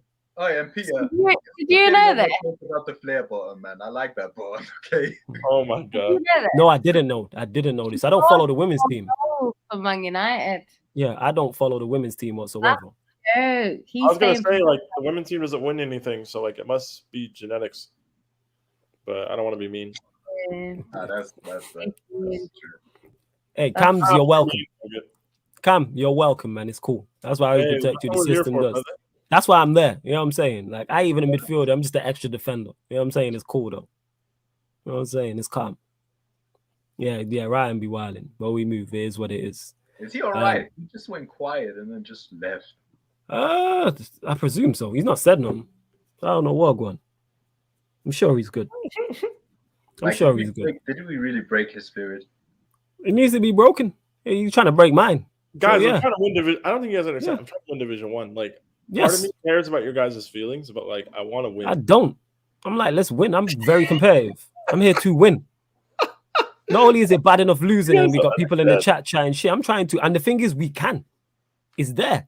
Like, the team is there. Do we need to add something to it? Probably. Obviously, look, Winter Surfer was missing today, and we still bodied it. If you add him into the mix, that's different. Guys, you know what I'm saying? Zeno wasn't there. In the headset, like, he's legit mad when we lose. And I'm just like, all right. Yeah, I was legit. No, I was more. It wasn't the madness at losing. It's when people be playing bad and talking shit. Shut up, man. How you being shit and have the audacity to talk shit? He's like, nah, shut up, man. You only complain when something goes wrong. You're not here to talk during the game, but you have the most to say. Facts. I feel you. Yeah, like I'm like, yo, don't do that. They always talk about how they wanted the ball after the ball's been played. Statman said Ryan played a pass, which wasn't a bad pass actually into Statman. Statman, I think, missed. And then Statman goes, how am I supposed to tell him not to pass to me? I was like, I couldn't believe what I was hearing. Did you hear the words that just came out of your mouth? Man's verbatim said, how am I supposed to tell him not to pass to me there? How about you open your mouth and say, don't pass me the ball? How about that? Like, what is like community? I don't know. When a man want to tell me about GNA, you know what I'm saying? And that. Yeah. Bro, this is why I can't stand these youths, man. It's all about GNA. Reiterate what I just said. I couldn't believe what I heard in the headset. Man said I didn't know how to tell him not to pass me the ball. How about just as if you can't say play me, or yes. don't play me. Oh, you can't say hold of the ball. How many times you hear, man, I be shouting instructions. Ahmed be shouting instructions all the time. You know what I'm saying? Every time you get the ball from the left side, I'm like, one more. I'm like, I'm right here. And I can hear that, and I'm just like, all right, boom, let me. Or I hear Cam say, yeah, switch. So that's saying I'm trying to add, but my guy's not that good. Yeah, it's mad. I know we've gone into pro clubs, people, but we move. Hey, yes. Guys, we have to, because we have to win Division 1. I'm trying to win. We can't play in front of the internet. There's too many of you that watch these streams. Like we can't. We can no longer be trash because you guys know what we do. Like, I can't sit on here and cap about how good I am. Like you're gonna see it. So my thing is, I told people what it was from the jump. I said I ain't that good, so you can't be surprised. And people are like, oh, you just pass the balls, like you just keep the ball moving and pass. Yes, I told you exactly. That's what I'm on. Getting the ball and shifting it. Yeah. Like that's my job playing DM. Like I don't know what you're supposed to do. We were McFred. We were the Black McFred. We told you. Yeah, the thing is as well, like I get bare criticism from the comments during the streams. It's like, oh, why do you always play it back? Why don't you play it forward? This, that. I'm a fucking defender, man. And most of the time, I'm the entire defense. I need to keep the fucking possession of the ball. And when I get an opening, just play it forward. And most of the fucking time, I'm cleaning up after fucking Ryan. So it's like, how are you, man, coming at me? And then today the keeper had the fucking stinkers. And then I don't have a clean sheet. Nah. People don't understand. Like, for any of you who watch us play pro clubs and want to say something, that's fine. Just I urge you guys to go play pro clubs before you like come with the crazy criticism, because it's different game mechanics and a different game engine than normal FIFA. Yes, it doesn't work like kickoff mode or like career mode does. The game functions and moves differently. It's supposed to. So when you watch it, it looks the same, but it's kind of not. And just understand, like, I enjoy it though. That simple. Like legit, that's what I bought it for. It literally was to play pro clubs with you, man. It's my favorite mode. Yeah. Like I've not touched Ultimate Team. I've not touched career mode. Nothing. I'm literally interested in just playing pro clubs because it is fun and it is pro clubs because pro clubs is a different game because you're not relying on a computer. Yep. You're relying on 7 and 8 of your brethren to do that. It's and when one of your communication, and, like the ability, decision making, a lot of it. Like it's me and Ahmed talking to each other the entire time, pretty much. Yes, Ahmed, go out, I'll go out. No, you go out, I'll stay in. And trying to, not only are you trying to concentrate on your own game, you're trying to give instructions as well. Yeah, pro clubs for alphas and that. This is why I don't used to hear me criticize people. Like, if you talk the loudest, you better be the best. Otherwise, I'm gonna. That's the thing, though, Flores. Like you and I, we have constant communication because we're so close to each other in terms of our players. And then the man up front, they almost don't talk, and it's infuriating, man. I'm just like, yo, let man know. Why do you guys think I'm such good friends with Cams and Talks now? Yeah, because you man talk. I hope you guys don't like. If you guys move Talks to the left, we're moving to the left. We're not. We all moving to the left. I can't lie, though, our left side is dead. Like it's bare dead. You gotta understand though, when a surfer wasn't there, he adds to that. And those guys aren't as close as we are. Yeah, you gotta add Winter Surfer into that. You gotta have chemistry. I'm telling you, if it gets too toxic in the chat, we're making our own right hand chat. I don't care. And then you got what's it called? You gotta understand, and then Monts can add into that because he's playing from the left as well. Wow, so Monts is sick. Monts is sick. But we just need it to be functioning. I don't care if man are friends or not. Just be functional and be good. That's why I don't get on that man on the right hand side because like Cam being hella offensive because he's very effective. Yep. He's very effective. He's a great outlet. Man scores goals, get assists, a great outlet. Rarely makes the wrong decision. So when he doesn't, I allow him. Same with you, Ahmed. Even though you're a defender, I'm not going to be on your case if you make the wrong tackle, because 9 times out of 10 you get it spot on and you bail me out a lot of the time as well. And if I make a mistake, normally you're there. So that's how I look at it. But it's like when you talk the talk, like, oh my God, on pro clubs, you better be a god in it. I'm saying if you're missing 3 1-on-1s, it's a problem. If you're saying, how am I supposed to tell him not to pass me the ball? That's a major problem. That's a red flag. Bro, Cams, we stand next to each other on the goal kicks 80% of the time. Like, just look at us on the map. We're like this close together. I'm like, bro, go to the line. We're standing right next to each other. A lot of the time, we're just running next to each other. Like, bro, go somewhere else. Nah, but on the real though, we need a black talk show, 100%. It's like red talk, but our first kid is black. Black talk. I did think about the name. It sounds kind of mad. He sounds bad. I didn't know where he was going with that, Ahmed. I was like, where is he going with this? But I get your point. We need a team. We need a team name. Yeah, we'll come up with something better. In the time being, we'll definitely do a recap. We could just do Pro Clubs Talk. We need it. Yeah, we call it Pro. Yeah, we'll just call it Pro Clubs Talk. You know what I'm saying? Sarcasm. You can just call it Sarcasm. Yeah, we can call it Sarcasm City TV. Well, FC Pro Clubs Talk. That's letters. That's like Pro Clubs Talk. Yeah, Pro Clubs Talk, Sarcasm City. That's what we'll call it. Pro Clubs Talk, Sarcasm City. Yeah, and are you enjoying Squid Game? See, look, she's just ignoring. Now we can talk the most shit. Yan, shut the fuck up. I don't want to hear from you again. You know what I'm saying? You say nothing. Yan is giving up on us. Yes. Are you chatting shit, you little prick? I asked you a question. See how she came back for that. That's crazy. See how she came back for that. Back for a laptop fast as fuck, dude. See how PR asked her something nice. See how bad man she is, people. PR asked her something nice. Bet, but you heard what I said, and I was saying, because I can hear your little bitch ass. Oh my God.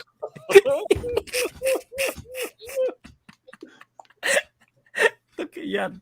I guarantee if I would have complimented it, people, she wouldn't have heard that. But let me say something wild that she hears that. Are you enjoying your show? Yeah, it's good actually. Because I'm thinking, how many episodes in are you? Because I'm thinking about watching it. Episode 7. All right, I'm gonna do it. Guys. Because I feel like I'm missing out. I'm off work, innit? I'm back to work on Wednesday. So. Ooh, that's not fun. Nah, it's really not fun. Go watch along. Big up Jamaica. Doubled their points in the group stage. Went from 1. Oh, that's terrible, man. Did they win today? I know. I'm being sarcastic. No. What was the score today? They drew today. No, against Canada. Oh, thank God I didn't do the watch along. Oh, Lord. I know. I will be doing the next one, though, people. Keep an eye out. Yeah. The upcoming live. I will be after this You show, know people. One sec, Jan. I will be updating the upcoming live stream section on both the YouTube and the Twitch for this week, people. So keep an eye out on that. I will be updating them both. Yeah, go on, Jan. You know what's mad? Yeah, sorry. Jamaica made such a good save. The goalkeeper. Was it Blake? I think it was Blake. I didn't check who was in goal, but I think it was Blake. But it was a really good save, and that was the highlight of the game. Nothing else really happened from what I saw. I didn't see the first half. The second half, that was all that happened. Go on, Ahmed. So what you're going to say, and then we're going to close out the show. It's just that Black Diamond had a question in terms of Daily Blind's comments. Go on. What did Daily Blind say? What did he say? Basically, long story short, you know, all the things Mandem say on Red Talk, he basically said most of that. And he said, basically, in nicer words, Ole has no structure, he has no plan. Like, how are people supposed to succeed playing into this pride? In so many words, that's what it was. That's what it was, basically. He said, I completely agree with Daily Blind. It's significant because it's someone tied to Van Gaal and someone with actual coaching experience saying it now, and someone away from the English media and Premier League media bubble. I like them Dutchmen because they don't give a fuck about the English media or the English sliced. They just say it. Same with Percy. He doesn't give a fuck either. Yeah, he's not protected by that same sphere of people. Why not? Say it with your chest. Say it with your titties, innit? You know what I'm saying? Facts. 100%. That's why it's so frustrating when you have Danish legends like Peter Schmeichel coming out and defending Oli. I'm just, what are you on, you idiot? He's just backing him because he's backing him safe. Jan, you there? Yeah. All right, cool. Every time, I was checking you was there. Everything you went through, I went through already, so I know how it is. Yeah, it's like we've been there. Yeah, because you had it with Lampard, and it's the same. Like that's why. Does Ollie make? And someone asked as well. Do I think I've said before? Ollie doesn't make it through this period. I don't think he makes it to December. We play Arsenal on the 30th of November, and then the next game after that is Crystal Palace at home on the 4th, and that's this whole tough run and tough period. I don't see this happening. Not in the slightest. Don't see it. The judge has to be serious for this. It's so like someone said, it's the Asgardian stuff. You know what I'm saying? He's like, Asgardian Marvel, this is for Asgard. Was it you who said it? It might have been you in the comments who said it. It was you who said it. I'm saying it. I'm Scandinavian as well, bro. I know that judge. I know it too well. Asgardian judge. But we move. It is what it is. But yeah, we're gonna close out the show, people. Obviously, the Sarcasm City Sports Q&As, you get them every Sunday night, like tonight, and Wednesday night on the YouTube, and then you get the members editions Tuesdays and Thursdays. However, with the NBA watch-alongs, which will be starting on the Twitch, that's the regular season, we'll probably move around the members editions Q&As, probably move them earlier just on the Twitch, but keep an eye out on the channel as you lot always do, because whether it's on the YouTube or the Twitch of Sarcasm City TV, you lot are always here. Of course, the pro clubs is now a big part of this as well, because you lot find them very enjoyable, as you can tell from the views and the comments and the interaction, etc. While we're on, I'm literally gonna. The numbers, I've watched some of the numbers on the other videos. The numbers bang with these videos. Okay, they do. So I'm probably gonna buy a headset. I was gonna say tomorrow. Today, I'm gonna buy a headset. I need to get a headset because my things just be messing up and that. So we move. But yeah, we'll go to you, Ahmed. Anything you want to add before we leave? Sick being on. This is my first Q&A on the channel. Sick. Well, big up debut in that. Let's go. Yeah, it's calm still. Pro clubs fucking lit. If you're not watching that, you're missing out. And then yeah, if you want to follow me on Instagram at AhmedOMX. The ad is right here, right there. Yeah, I think people can see it. I plan to do Insta lives talking about United and football when I get a few hundred followers on there. So let's go. Love that. Peter, obviously, and regular on this channel. If you are a regular here, you know Peter's face. But Peter, plug all your socials. Let them know. You get me about the FNS podcast, all that good stuff. Yeah, guys, the podcast is there. The @ is there. We dropped an episode on Friday. We did a Premier League report card edition for the bottom 10 Premier League clubs. So from Norwich all the way up to Arsenal. Let's go. Hey, the Yan fan club. This is crazy. There's the Yan FC and the Manchester FC in the building. Rather than chatting shit. I'm a big fan. What do you mean? What do you mean? I'm a big fan. I'm founding member. I'm CEO, majority shareholder, board member, all that stuff. What are you talking about? Oh my god. Director of football. Yeah, DOF. Mascot. I am. I'm everything. See, she didn't even deny it. I am everything. You know what I'm saying? 100%. You did say love you all. I remember as well. Yeah, man. Large up to Dan. Dan, it's because I didn't put up that comment. It was Yan. Yan put up that comment because she's all about her. You know what I'm saying? And she all about her. She all about her, and she all about her. That's crazy. But we move. Very true. Well, yeah, go on. Yeah. And she interrupted Peter, you get me, talking about his podcast and everything. He's just so used to throwing up black men. She doesn't know what she does. Yeah, ridiculous. And look at that weak ass apology with a big laugh in front of it. We move. But yeah, go on, Peter. Start again. Anyways, guys, podcast @ is the bottom left of the screen. Follow me there. We dropped a new episode on Friday. Report card review. It's a bit longer for the bottom 10 Premier League clubs. So from Norwich all the way up to Arsenal.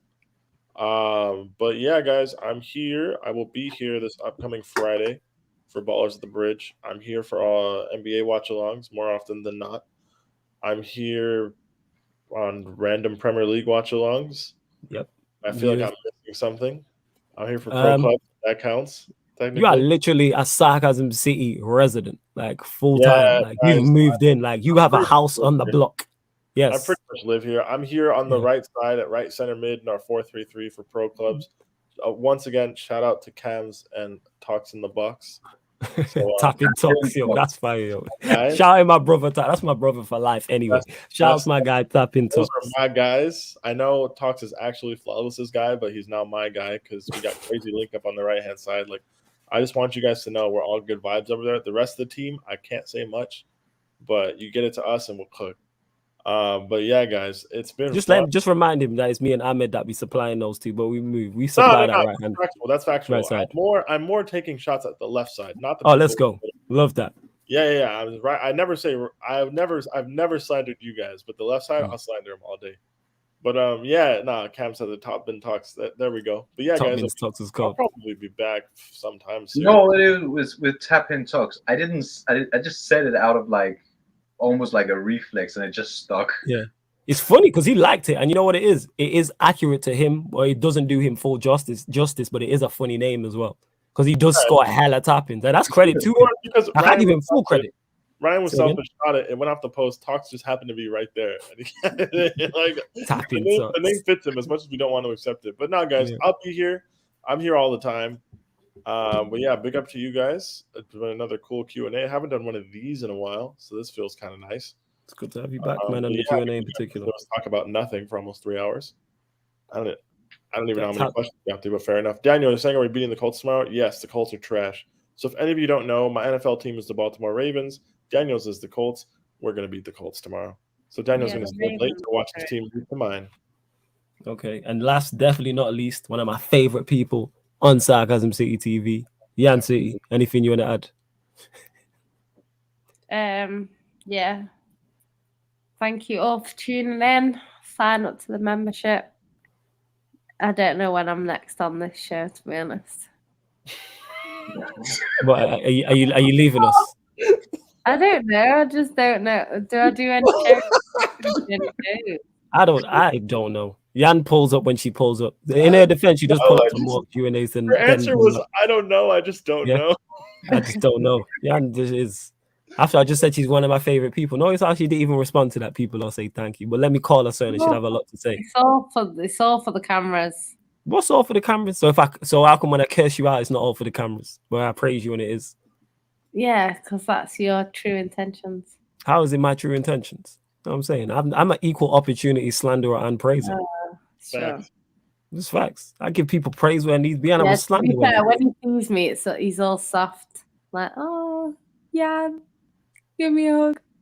she just And on chatting here, shit. he's slandering me left, right, and All right. centre. All right, whatever, fam. But yeah, It's- you believe that, you believe anything, people. All right, love. Okay, anything else you want to add, Sunshine? No, darling. Okay, no problem, babes. Well, yes, people. I love